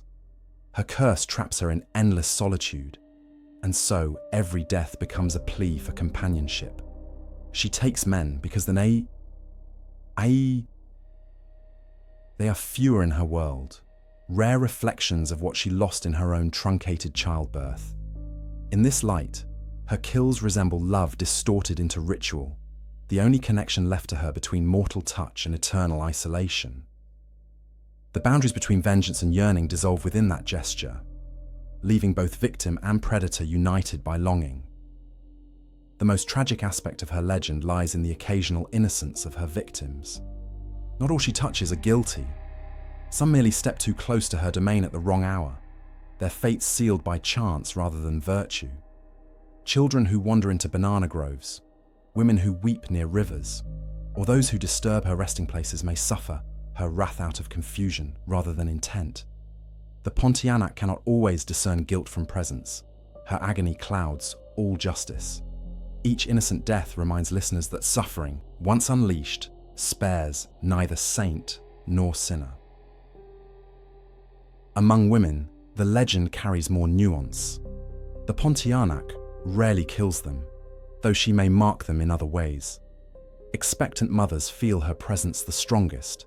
She lingers near them not out of envy, but out of recognition. Some tales describe her as protector, guarding pregnant women from harm by frightening away would-be predators.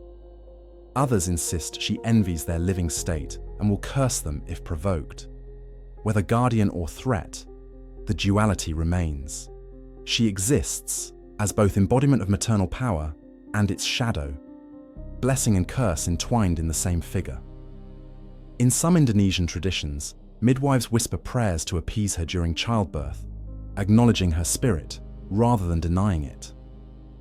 If the mother's screams echo too long through the night, offerings of rice or flower petals are placed at the doorway to distract the wandering ghost.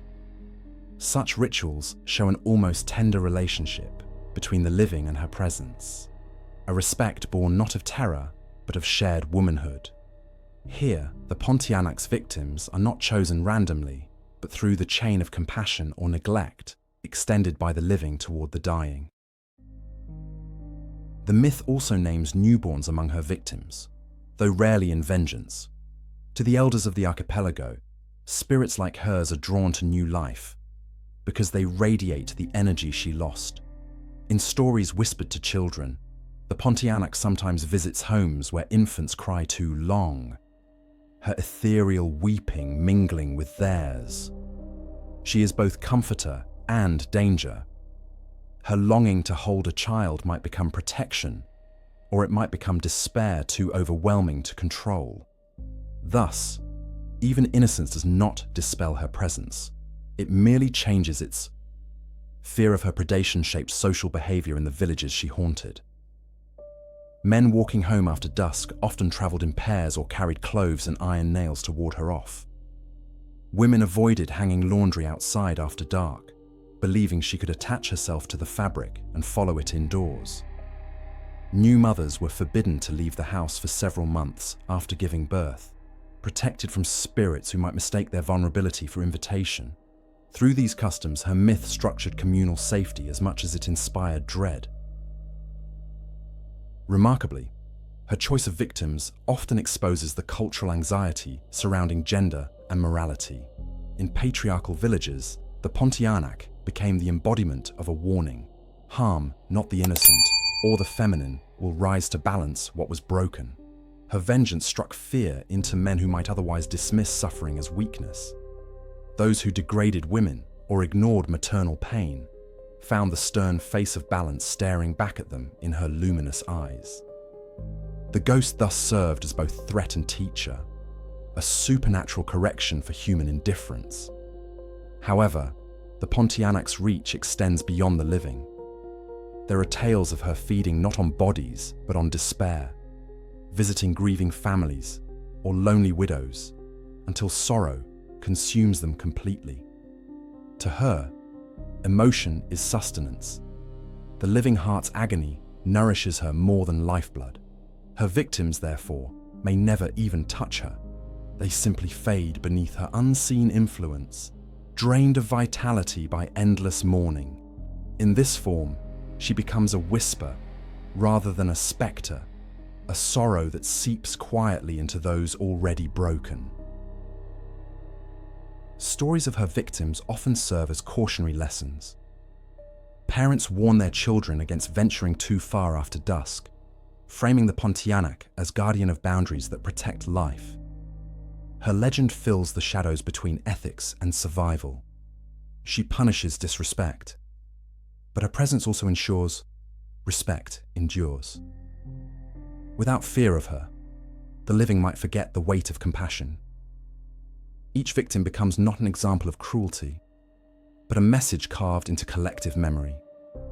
Neglect the sacred, and the sacred will remember you. In neighboring versions of her tale, geography influences whom she claims. Near coastal towns, sailors and fishermen fall prey, drawn toward phantom lights she casts across the horizon. In forests, hunters vanish without leaving prints, their traps found dismantled, as though the earth itself reclaimed them. In cities, her myth evolves. Now she stalks taxi drivers on empty roads, lone men smoking in alleys, or strangers walking home after midnight. Even concrete cannot hide humanity's recklessness, and she adapts effortlessly, always finding those whose hearts forget humility. Despite the variations, one pattern remains constant. Those who disrespect the invisible laws of empathy are the true targets. Whether through betrayal, exploitation, or arrogance, their transgressions disrupt the harmony between life and death. The Pontianak, as both judge and consequence, restores that balance with precision. Each soul she reclaims reinforces the principle that the emotional wounds we inflict never vanish. They transform, seeking release through myth, through morality, through her hands. Some storytellers present an alternate idea, that perhaps her choice is not hers at all. The Pontianak might be guided by older forces, compelled to claim those whose energy aligns with her endless grief.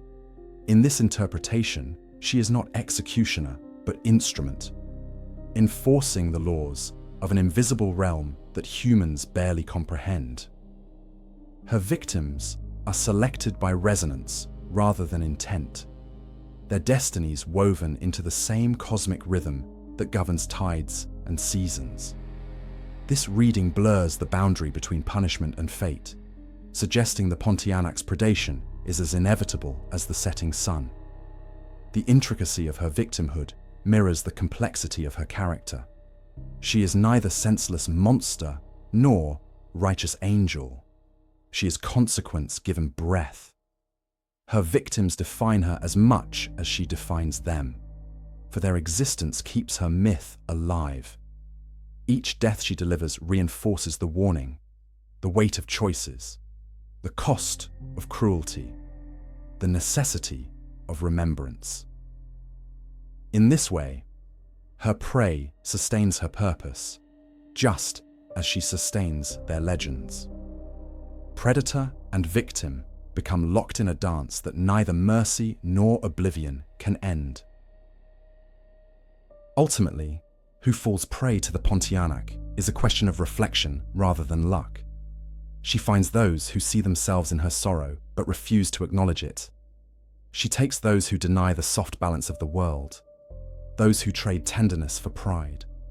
To the innocent, she may pass as breeze or fragrance. To the guilty, she becomes destiny's voice. And when her laughter ripples through the banana groves or echoes down empty streets, it is not only a herald of death, it is the world's reminder that no cruelty vanishes unaccounted. In her victims, humanity sees its own reflection leaning toward darkness, fragile, fearful, and forever remembered by the ghost who walks between compassion and revenge. Translate. There is a paradox at the core of every ghost story. The idea that what is already dead can be killed again. For the Pontianak, that paradox finds resolution in a single ritual weapon, a simple nail driven into the hollow at the back of her neck. The image is startlingly mundane compared to her mythic terror, yet within that act lies the only key to restoring her humanity. The ritual does not slay her, but transforms her, drawing her spirit back into flesh. In this strange inversion of cruelty, violence becomes salvation, and death gives way, briefly, to mortal breath once more. Among the traditional storytellers of Malaysia and Indonesia, this method was whispered with both reverence and fear. The act of hammering the nail was sacred, not triumphant. To succeed in such an attempt meant understanding the duality of the creature before you, that she is at once predator and victim, curse and lament. The nail does not destroy her, it anchors her. Through that piercing, the spirit is weighted back into the body it abandoned, and the Pontianak becomes again the woman she once was, calm, mortal, and amnesic, as if waking from a nightmare without memory of what she had done. Translate. Folklore disagrees on what the nail must be made of. Some say it is iron, others claim wood carved from the banana tree itself, still damp from the earth. Iron resists spirits, but banana wood carries their essence, turning the ritual into a negotiation rather than an act of force. In either case, what matters is faith, the absolute belief that mercy must outshine fear. Without that intention, the ritual collapses into futility. A coward seeking to control her will only feed her fury. A hand, trembling in doubt, will never pierce the veil that divides death from life. Descriptions of this ritual vary from region to region, but one detail remains consistent. It must be done from behind, in silence, under the light of the waning moon. To confront her face to face is to invite illusion, to become lost in her beauty or terror. Instead, the ritualist waits for her to feed, for her hunger to quiet, and then approaches with a steady rhythm of breath that mirrors prayer. The nail is small, no longer than a finger, yet its burden is immense, the hope of redemption carried within one fragile piece of metal or wood. The moment the nail touches her skin, she stiffens, her body caught between eternity and release. Translate. Those who lived by this tradition tell that if the ritual succeeds, the Pontianak collapses into stillness and begins to breathe again, softly, almost imperceptibly. Her eyes lose their luminescence, her claws recede, and her once hollow back heals over with living flesh. The silence that follows is deeper than any scream. For a fleeting time, she becomes human again, a nameless woman reborn into fragility. She does not speak of her past, for remembrance would sentence her to damnation anew. In that blankness lies her grace, the mercy of forgetfulness shielding her from the enormity of her own deeds. There is a profound irony in this ancient practice. To save the Pontianak from her monstrous form, one must perform an act of violation, driving a foreign object into her neck. The symbolism is deliberate and agonizing. The ritual recreates the trauma of childbirth, pain and intrusion transforming into life once more. The wound that once created horror now becomes the key to deliverance. This act, simultaneously tender and invasive, reminds listeners that redemption often wears the mask of cruelty, and that even mercy must sometimes break the boundaries of comfort to heal what hatred built. Translate. The transformation that follows is almost always temporary. Legends warn that removing the nail will unleash her true form once more, as if the spirit within merely sleeps rather than departs. Those who grow complacent, mistaking her stillness for peace, learn this lesson in terror. When the restraining seal loosens, she remembers everything: the betrayal, the loss, the centuries of hunger. The human skin splits under returning fury, her nails lengthen, her laughter fills the air again. Only then do mortals grasp the weight of their arrogance. You cannot cage the divine storm of sorrow forever. In some stories, men who have successfully transformed her take her as wife. They bring her into their villages, believing that love and domestic routine will sustain her humanity. At first, these tales speak of peace. The Pontianak, once spectral, becomes devoted and gentle, living in quiet humility. Yet as time passes, her gaze grows distant, her breath colder. She stands by the window for hours, staring into the night where banana groves whisper her name. When at last the nail slips free, sometimes by accident, sometimes by design, the illusion of mortal happiness shatters, and she abandons her human disguise entirely. Love proves insufficient to silence the scream of eternity. Translate. The presence of the nail in her myth underscores the oldest truth of Southeast Asian spirituality. All things exist in cycles, and no state lasts forever. The Pontianak's transformation is a reminder that no ritual, no matter how sacred, can fully erase what has already crossed into the unseen. At best, the act suspends her suffering, granting fleeting rest to both spirit and mortal world. To some, driving the nail symbolizes compassion. To others, blasphemy. It walks the edge between salvation and imprisonment, blessing and curse intertwined through the slender shaft of a single nail. The ritual's details are steeped in symbolic geometry. The back of the neck, where the nail must be placed, is the meeting point of breath and spirit in ancient Malay cosmology. It is where the invisible enters the body, where dreams and memories mingle. To pierce that spot is to reset the axis between realms, forcing the wandering soul to align once more with flesh. The ritual suggests that possession and resurrection are not opposites, but reflections, different stages of the same eternal motion. Her reanimation through the nail is less about taming evil than about restoring balance. Meiti. Translate. In rare interpretations, the ritual is not meant to serve the living at all, but to honor the ghost.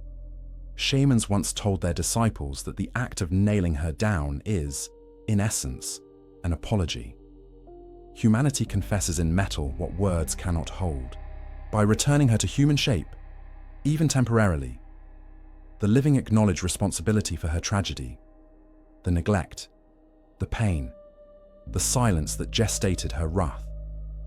For a brief moment, spirit and mortal find equilibrium. In that fragile harmony lies peace for both. There are warnings, however, against abusing the power of the nail. Greedy men have tried to capture her essence, using the ritual to enslave her as a charm of beauty or protection. Such arrogance always ends the same way. The Pontianak does not forgive ownership. When she awakens and finds freedom, her revenge is merciless. The curse rebounds twofold on those who treat her as artifact rather than as grief-given form. Thus, the nail becomes not only an instrument of redemption, but a test of character, a sacred burden given only to those brave enough to offer mercy without expectation of reward. Anita. Translate. Some scholars of folklore interpret the nail as metaphor rather than literal weapon. In their retellings, the act represents confronting grief directly, acknowledging it rather than fleeing from it. The insertion of the nail is not into her neck, but into the memory of pain, the moment when humanity chooses to face what it fears. The transformation that follows symbolizes healing through confrontation. Yet this intellectual reading, though elegant, softens the myth's raw humanity. For those who live beneath the tropic canopy, the Pontianak is not concept, but presence. And rituals exist because presence demands response. Modern variations continue to preserve the image of the nail, even in films and urban retellings. Here, it symbolizes control over chaos, the temptation to bind beauty and death in equilibrium. But no matter how contemporary the setting, the morality remains unchanged. That which is bound will eventually seek freedom, and that which is silenced will one day sing. The moment the nail loosens, the chorus of centuries returns. Through this, the Pontianak's story becomes less about the act itself and more about the eternal rhythm between repression and release. Amen. Translate. In the humid nights of the Malay archipelago, some still whisper that if you find an old banana grove where the air feels too still, you might hear faint tapping beneath the soil. They say it is the reminder of the ancient hammering, the echo of the first man who sought to tame grief with metal. That sound, rhythmic and distant, is the call of cycles. Rage turned mercy, death turned flesh, sorrow turned silence. Even if the Pontianak sleeps beneath that earth, the world remembers her through that faint beat. It is the rhythm of life learning, again and again, that nothing truly dies. It only waits to be awakened.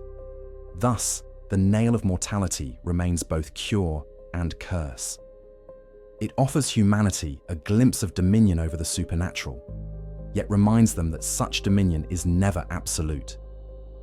The Pontianak's transformation cannot outlast the weakness of human hands, cannot endure the soft pull of eternity calling her name. Each ritual, successful or fatal, ends with the same truth. No power can imprison sorrow forever. The nail may silence her cry, but the silence itself becomes her lullaby, a song that will someday wake again when the line between mercy and fear grows fragile and the dead remember how to breathe. Or, translate. Even in the darkest stories, humanity refuses to surrender completely to fear. Where spirits wander, rituals follow, and where curses linger, protection takes form. Against the Pontianak, this spirit of vengeance, tenderness, and horror, villages across Malaysia and Indonesia crafted defenses, both simple and profound. These customs were never born from defiance, but from coexistence. They did not seek to destroy her. They sought to live alongside her shadow, to hold the night at bay without angering what lies beyond it. Thus, the folklore of protection became as elaborate and haunting as the ghost herself. The first protection was always the spoken word.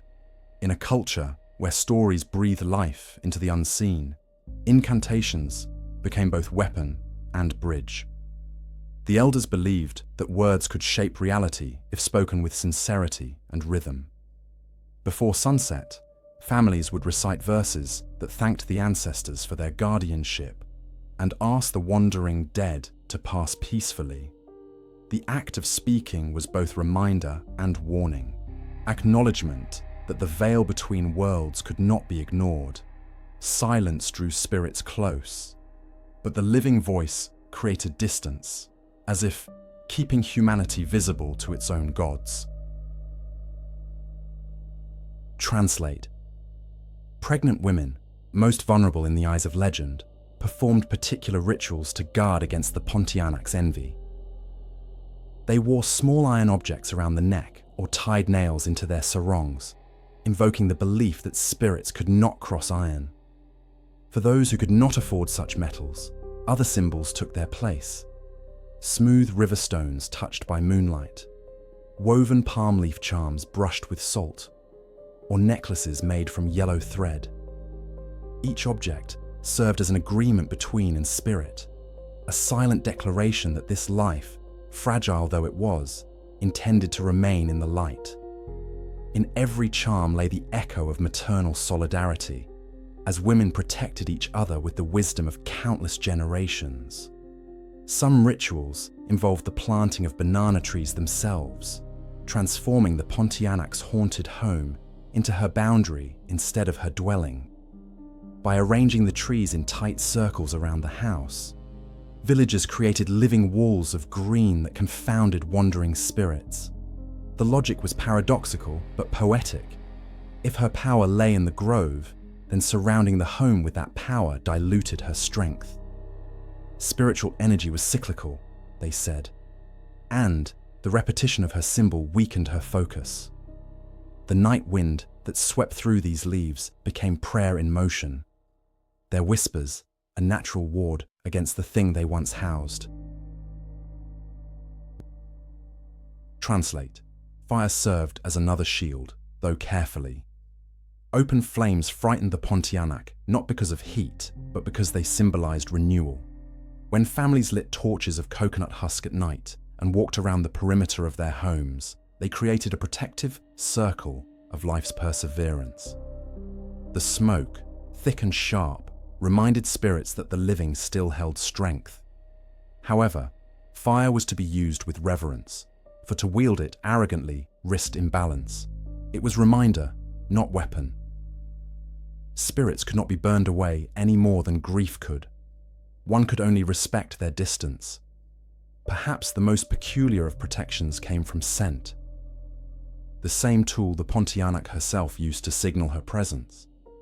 Villagers learned to counter her perfume with their own. They burned camphor and lemongrass, mixed oils from cloves and lime, or sprinkled vinegar at their doorsteps. These harsh, cleansing odors disrupted the sweetness of her approach, confusing the instincts of sorrow that guided her. Fragrance became an unseen dialogue between the living and the dead, the attempt to redefine the air they shared. To this day, some homes in rural areas still carry that sharp fragrance after dusk, an aromatic memory of ancestral defiance. Translate. Animals too played their part in this delicate equilibrium. Cats, it was said, could sense her arrival long before humans did. A restless cat staring into darkness became living alarm, prompting families to recite prayers or to close their windows. Roosters, whose crowing once marked the startup of dawn, were another form of defense. Should she approach before morning, the crow of a chicken startled her retreat, reminding her that time continues, that day follows night. These domestic guardians blurred the line between superstition and ecology, teaching people that even the simplest life forms shared in the duty of preserving balance. The Pontianak's own power dictated new architectural choices as well. Houses in regions haunted by her kind often avoided placing windows directly opposite banana groves. Doorways were framed with carved symbols drawn from ancient scripts, not for decoration, but for deterrence. Angled mirrors were positioned above entrances to reflect unseen eyes, while palm frond crosses rested at thresholds to disorient spirits who traveled only in straight lines. The home itself became prayer, its angles, decorations, and scents forming a geometry of faith. In such dwellings, architecture and spirituality became indistinguishable, both crafted for survival. Translate. Within these structures, rituals of nightly protection carried rhythms almost musical. Some involved the steady tapping of sticks on wooden floors to mimic heartbeat patterns, reassuring spirits that the living world remained harmonious. Others invited elders to tell old myths aloud, until no silence remained for the Pontianak to inhabit. This soundscape of endurance embodied an eternal truth. Fear grows in stillness, but fades in presence. To live safely one had to participate in the act of being alive, filling the air with story, prayer, and pulse. Communal bonds became another form of defense. Villagers often gathered beneath shared moonlight, sitting near fires and exchanging tales long after the fields lay sleeping. In such moments, the collective act of remembering became sacred shield. The Pontianak, a spectre of isolation and grievance, recoiled from connection. Laughter, though brief, fractured her melancholy. Even superstition served a social function. It forced humanity together, turning fear into friendship. By facing the idea of her as one, villagers ensured that no individual faced her alone. Translate. In some regions, the name itself carried power. Speaking it recklessly was forbidden, for to call her directly risked invitation. But to whisper it respectfully within a blessing was said to earn her pity. Believers held that the Pontianak, hearing her own name spoken with care, softened for an instant, her rage tempered by the memory of who she had been. Thus, invoking her became an act of compassion rather than defiance, a recognition that even monsters crave acknowledgement. These verbal traditions blurred the difference between prayer and negotiation, revealing that words could both bind and release. Children learned early to read the signs of her nearness. The scent of frangipani carried too far inland. A sudden silence among cicadas, or the falling of fruit without wind. Each was omen enough to flee indoors. Yet beyond fear, these lessons disguise something more important: awareness. To survive, one had to observe, to listen, to respect the subtle balance of the natural world. Through her legend, the Pontianak trained the next generation to attune to their surroundings, turning superstition into education. Awareness itself became protection, an inheritance as vital as prayer. Translate. There were also healers, women gifted not in strength but in patience, who guarded the boundary between mortality and haunting. Their rituals were gentler, rooted in compassion. Rather than fight the Pontianak through force, they sang to her, offering lullabies carried by generations of mothers.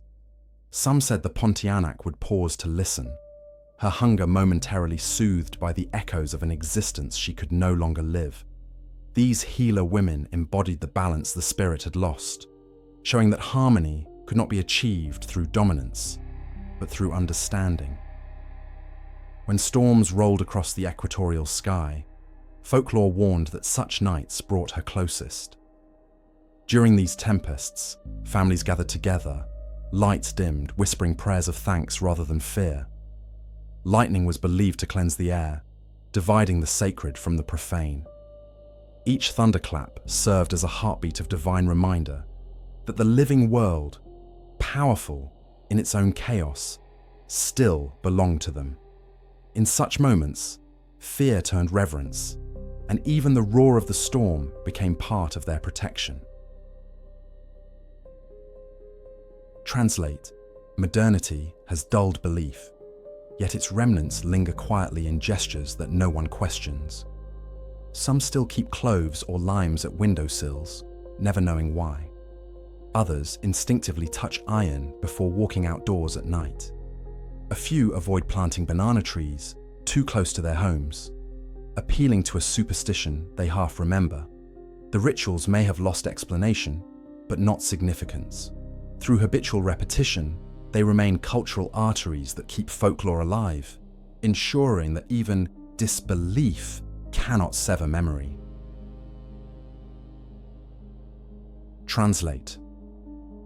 The protective customs surrounding the Pontianak reveal a deeper cultural truth about fear, that it is not the enemy of wisdom, but its origin. To survive her presence required humility, coherence, and creativity. Each tradition, from the smallest charm to the shaping of entire villages, affirmed humanity's recognition of its fragility within the natural order. The Pontianak's threat became catalyst for harmony. She was both danger and teacher. her haunting shaping the ethics of her world long after her story began. In the end, the shields against the night were never built to destroy her. They were created to honor boundaries, to acknowledge that light and darkness share the same earth. The villagers who whispered her name did not seek eternal protection. They sought understanding. For in respecting the Pontianak, they respected loss itself.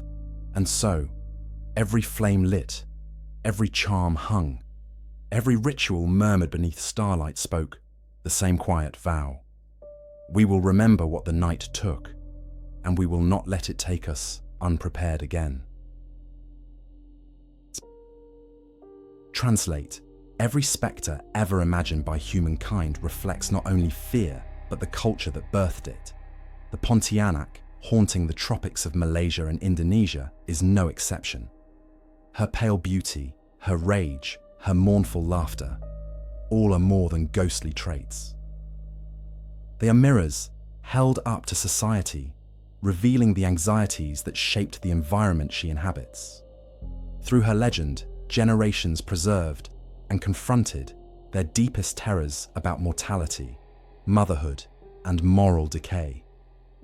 The Pontianak is not the enemy of life. She is its uneasy reflection.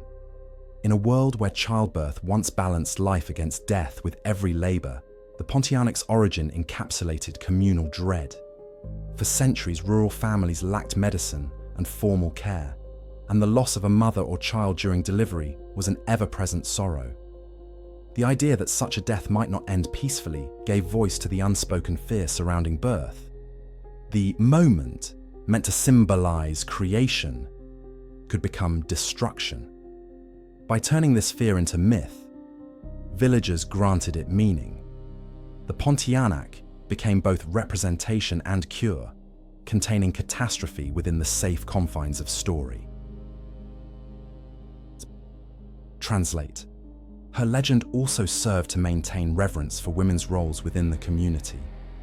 In a patriarchal framework, female power often terrified as much as it inspired. The Pontianak transformed into the embodiment of consequences, a spirit warning that to disregard or mistreat women was to imbalance the sacred cycle of life. Men who exploited, betrayed, or silenced women faced punishment beyond the mortal realm. The myth thus operated as cautionary law, reinforcing moral behavior where formal justice could not reach. She embodied vengeance shaped by tenderness, reminding all that compassion neglected eventually becomes wrath. Through her dual power, the Pontianak blurred boundaries that cultures often try to separate. Motherhood and danger, beauty and horror, creation and destruction. Her story proved that these dualities are not opposites, but parts of the same truth. In societies grounded in cycles, harvest and famine, monsoon and drought, the understanding that beauty could decay and decay could bloom made sense. The Pontianak's form embodied that paradox. She was life betrayed, yet still alive within her death. To see her was to glimpse the invisible balance between order and chaos, governing both spirit and earth. 1. Translate. Beyond gender, her tale embodied fear of liminality. The Pontianak dwells between realms, the living and the dead, the natural and the supernatural. Tropical landscapes, with their dense forests, shifting mists, and sudden silences, strengthened this metaphor. In such surroundings, nothing was ever entirely still, nothing wholly defined. Her presence in these lands symbolized the unpredictability of itself. She personified the spirits of the jungle, fertile but deadly, generous yet devouring, reminding humanity of its fragile coexistence with a world that could not be tamed. In larger cultural terms, the Pontianak also represented guilt, colonialism, modernization, and the erosion of ancient traditions left psychic scars upon Southeast Asia. As societies rapidly changed, old spiritual frameworks crumbled, leaving emptiness where faith once stood. Into this void crept ghosts like her, manifestations of collective anxiety about identity and loss. The Pontianak thus evolved into a symbol not solely of rural fear, but of urban alienation, her laughter echoing through modern streets as easily as through ancient groves. Humanity's loneliness became her new hunting ground. Translate. In Malaysian and Indonesian folklore, spirits are rarely merely evil. They are indicators of moral imbalance. The Pontianak is a mirror held before the conscience of her people, exposing where compassion fails and where rituals falter. When villagers ignore the needs of mothers, when communities neglect memory, she rises. Her haunting serves as both punishment and remembrance, enforcing a wisdom deeper than law, that the spiritual order of the world depends upon empathy. Through terror, she teaches reverence. Through tragedy, she preserves equilibrium. Her story also performs a social function beyond fear. It gives name to suffering. When a mother dies, the living need language for their grief. The Pontianak's legend provides it. Her cries in the night, her scent of flowers followed by decay, transform mourning into narrative. Rather than an absence, she becomes presence, the loved one lingering within sound and fragrance. Through this personification, a community's pain becomes collective rather than isolated. The myth allows the living to carry death without collapsing under its weight. Translate. In this sense, she belongs to a lineage of global spectral mothers, the Banshee of Ireland, the La Llorona of the Americas, the White Lady of European folklore, all embodiments of sorrow sanctified through myth. Yet each mirrors its specific culture. Where the Banshee keens for ancestral clans, the Pontianak materializes from the womb of tropical humidity and communal interdependence. Her legend is intimate, domestic, rooted in the daily lives of villagers who see mirrors of her in every tree, shadow. To Malaysians and Indonesians, she is not mythic distance, but immediate familiarity, a spirit one might smell before dawn or glimpse near a field at dusk. Fear of her does not separate people from tradition, it connects them. The rituals, designed to ward her off, candles, odors, chants, nails, and incense, form a network of continuity stretching back through centuries. Each generation inherits not only the story, but the means of survival it teaches. The Pontianak, thus, is both destroyer and preserver, dissolving what is forgotten while ensuring that what matters endures. Through her, stories remain vessels carrying values across time, disguised as warnings whispered near hearth and grove alike. Or translate. Her story also interrogates the notion of justice. In a world where divine law sometimes feels arbitrary, her vengeance appears frighteningly fair. She punishes those who exploit love or ignore moral responsibility, yet she also embodies a cruelty beyond reason. This contradiction reflects human law itself, imperfect, emotional, subject to bias. By holding the mirror of justice against herself, the Pontianak reveals how easily righteousness becomes obsession. In her laughter, one can hear both the vindication and despair, reminding listeners that even morality can corrupt when stripped of compassion. The endurance of her myth into the modern world speaks to cultural resilience, where Western rationalism might dismiss ghosts as superstition. Southeast Asian worldviews incorporate them as part of reality's texture. To believe in the Pontianak is not to fear ignorance, but to acknowledge mystery. Her continued presence validates the survival of indigenous perspectives against colonizing Eurasia. Every film, tale, and urban legend that reinvents her is an act of cultural defiance, a declaration that the unseen still matters, that the old spirits still breathe beneath skyscrapers and electric wires. and itaos. Translate. In visual symbolism, the Pontianak's beauty carries another cultural warning, that appearance cannot be trusted. Her flawless skin, her alluring silhouette, and her cascading black hair recall not vanity, but vulnerability, the fatal allure of the surface. This imagery criticizes societal preoccupations with beauty and purity, especially regarding women. By turning beauty lethal, the myth exposes hypocrisy.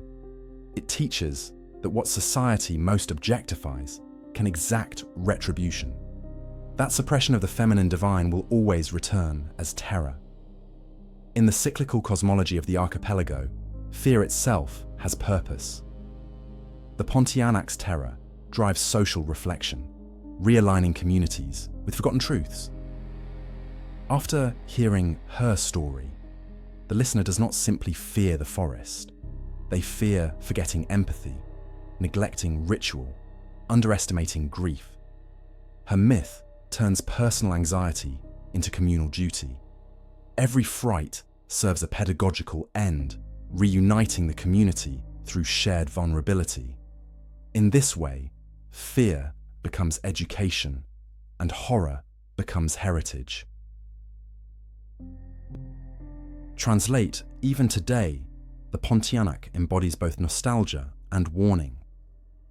For urban youth scrolling digital screens in Kuala Lumpur or Jakarta, she stands a symbol of authenticity, a haunting reminder of ancestral lands now replaced by urban neon.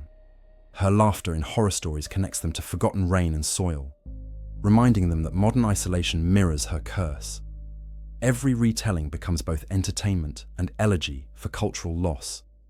Through her, the ancient remains alive, whispering within pixel and film, unextinguished by modern light. B. Translate. At a deeper level, she represents reconciliation between opposites. The living with the dead, the past with the present, men with women, body with spirit. Through centuries, she has evolved from spectre to symbol, from warning to wisdom. Each culture needs such a figure, an embodiment of its fears made visible, digestible, even intimate. The Pontianak stands not merely as ghost, but as philosopher of loss, whispering that no creation passes without cost. She asks society to remember what it would rather ignore, that every comfort is purchased from the surrender of something sacred. Thus, the Pontianak remains mirror and measure. In her, culture confronts what it tries to silence: the guilt of neglect, the fragility of motherhood, the imbalance of gender and memory.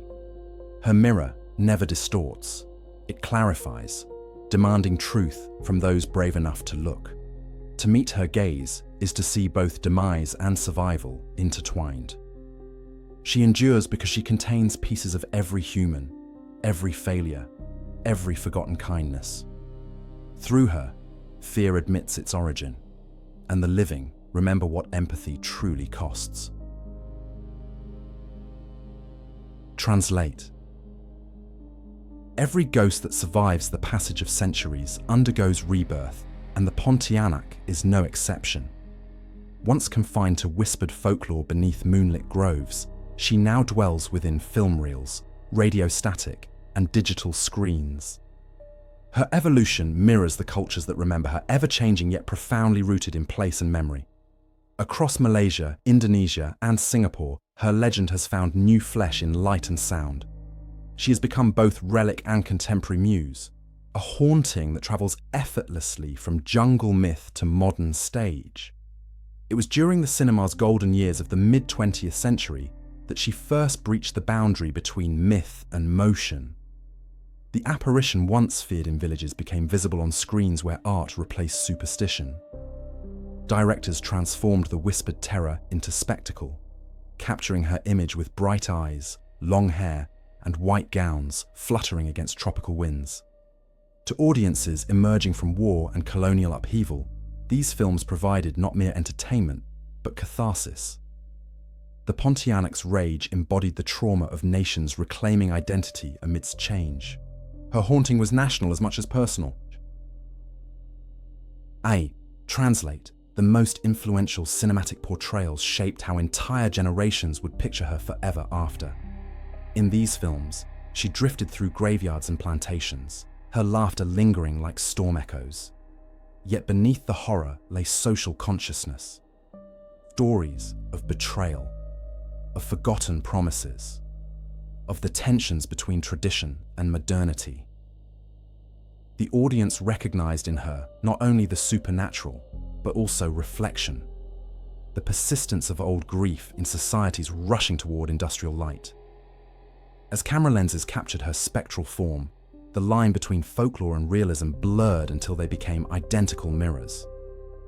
Her portrayal in popular media became a form of cultural reclamation. During post-colonial decades, Southeast Asia sought to rediscover its own myths, separate from imported Western archetypes. The Pontianak stood as answer to foreign conceptions of horror dominated by Gothic castles and icy spectres.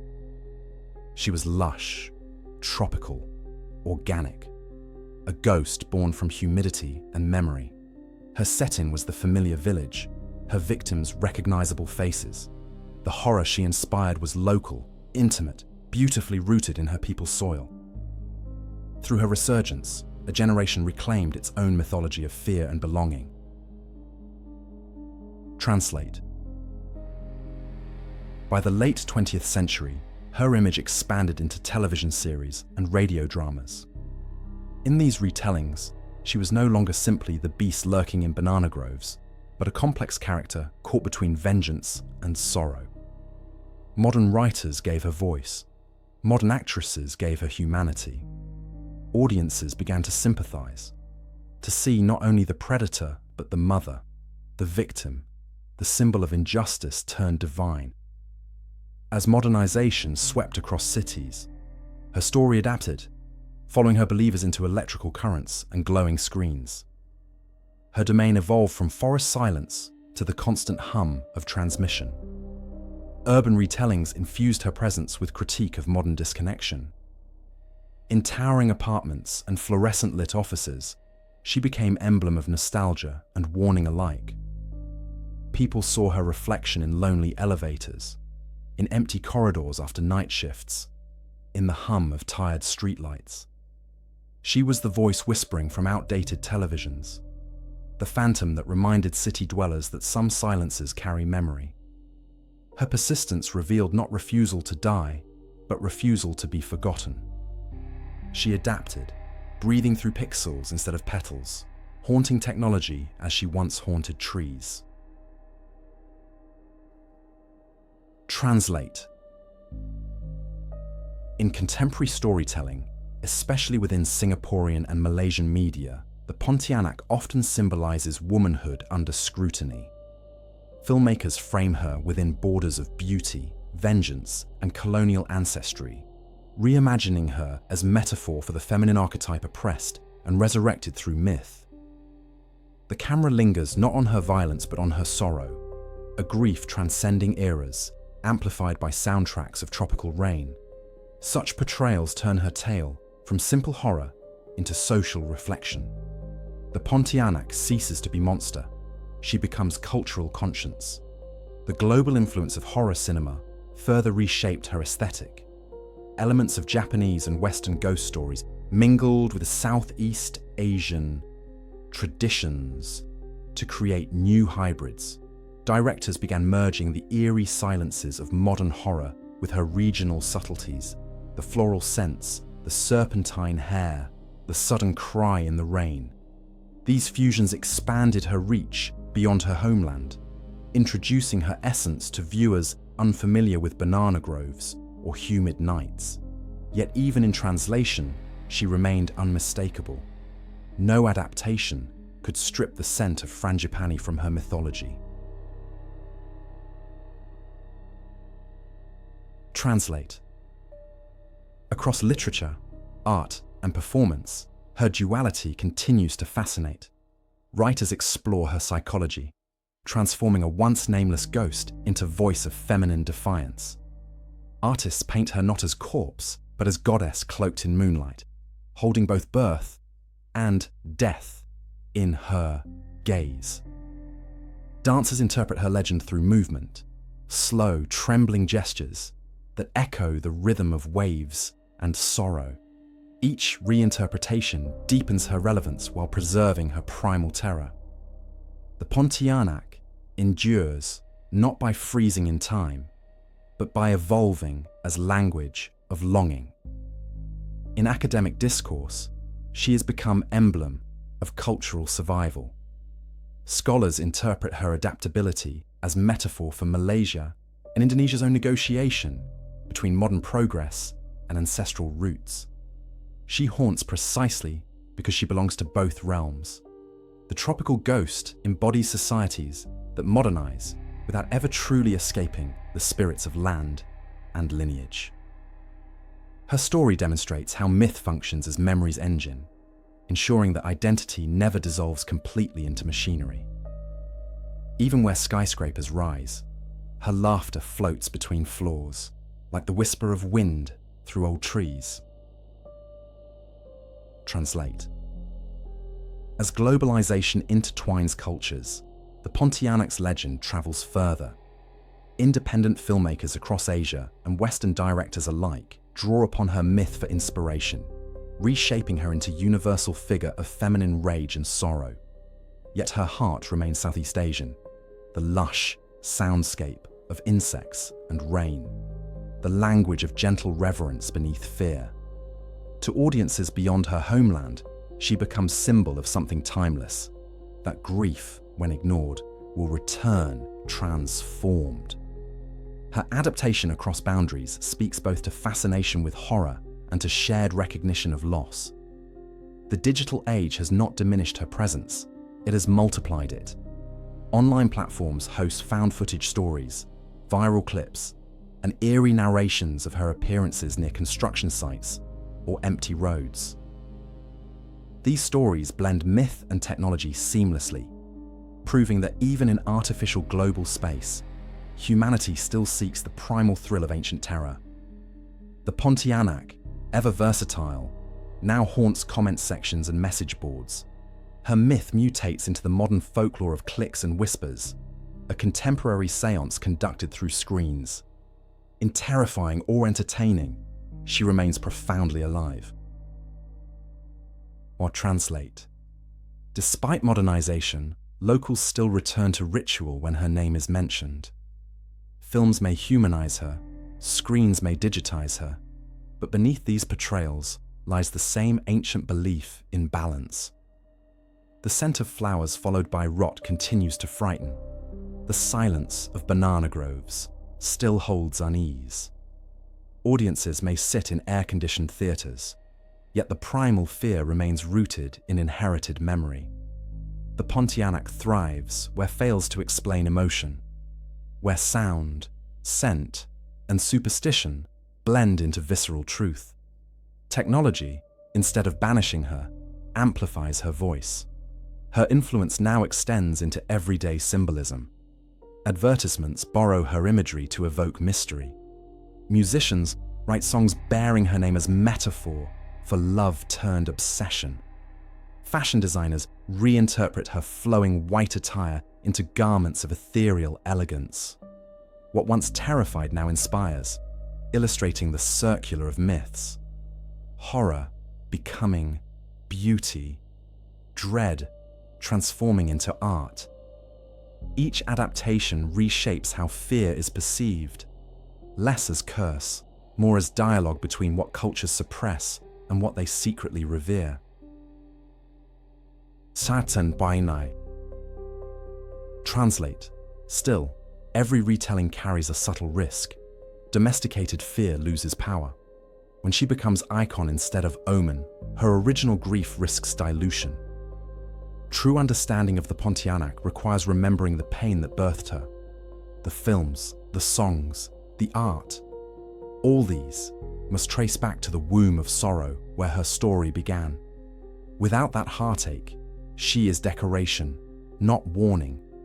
The legend survives, not because it entertains, but because it remembers suffering, keeps grief sacred, and translates it for each new generation's language.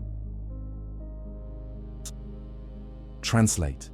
In her persistence, the Pontianak reveals a profound truth about myth itself, that it cannot be destroyed, only adapted.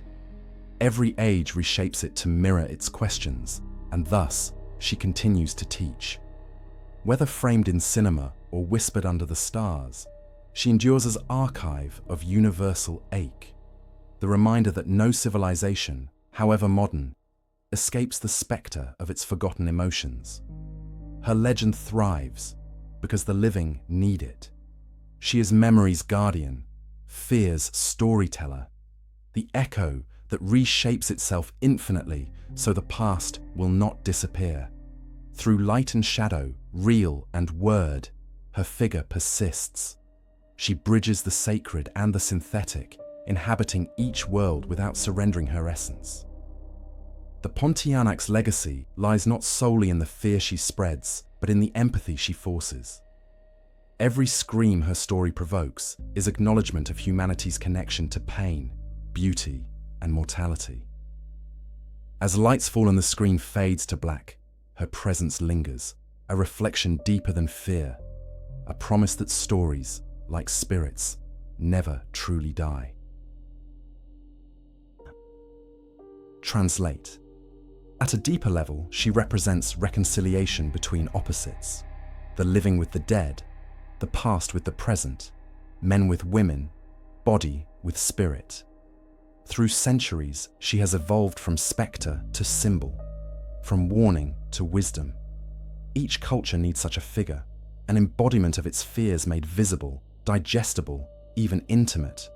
The Pontianak stands not merely as ghost, but as philosopher of loss, whispering that no creation passes without cost. She asks society to remember what it would rather ignore, that every comfort is purchased from the surrender of something sacred.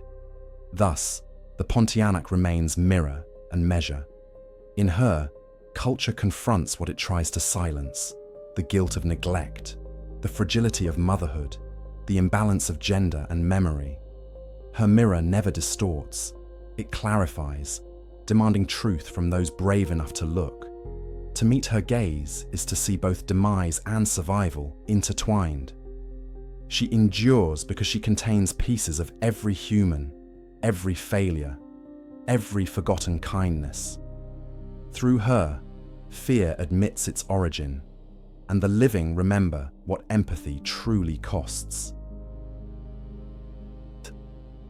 Translate. And so, her story closes where it began, at the fragile boundary between mourning and remembrance. The Pontianak remains by the banana groves, hearing the hum of insects, the wind softening over leaves. Morning light filters through the trees, but even sunlight cannot erase her completely. She lingers, watching, not to harm, but to remind. Her name echoes in the air, softer than before, yet still undeniable. In her unwavering vigil lies the final truth of her legend, that every culture needs its ghosts, not to frighten the living, but to teach them how to see. Her eternity is not endless suffering, nor endless vengeance. It is purpose unfulfilled, compassion eternal. She is the voice ensuring that loss never disappears without song. The Pontianak's watch continues each night. The wind carries her laughter through dark canopies. Each dawn, a storyteller reshapes her tale for new ears. In her persistence lies the dignity of timeless myth. And when humanity finally learns to listen, not to fear, but to understand, the vigil may end. Until then, her shadow waits beneath the trees, patient as the earth, infinite as memory.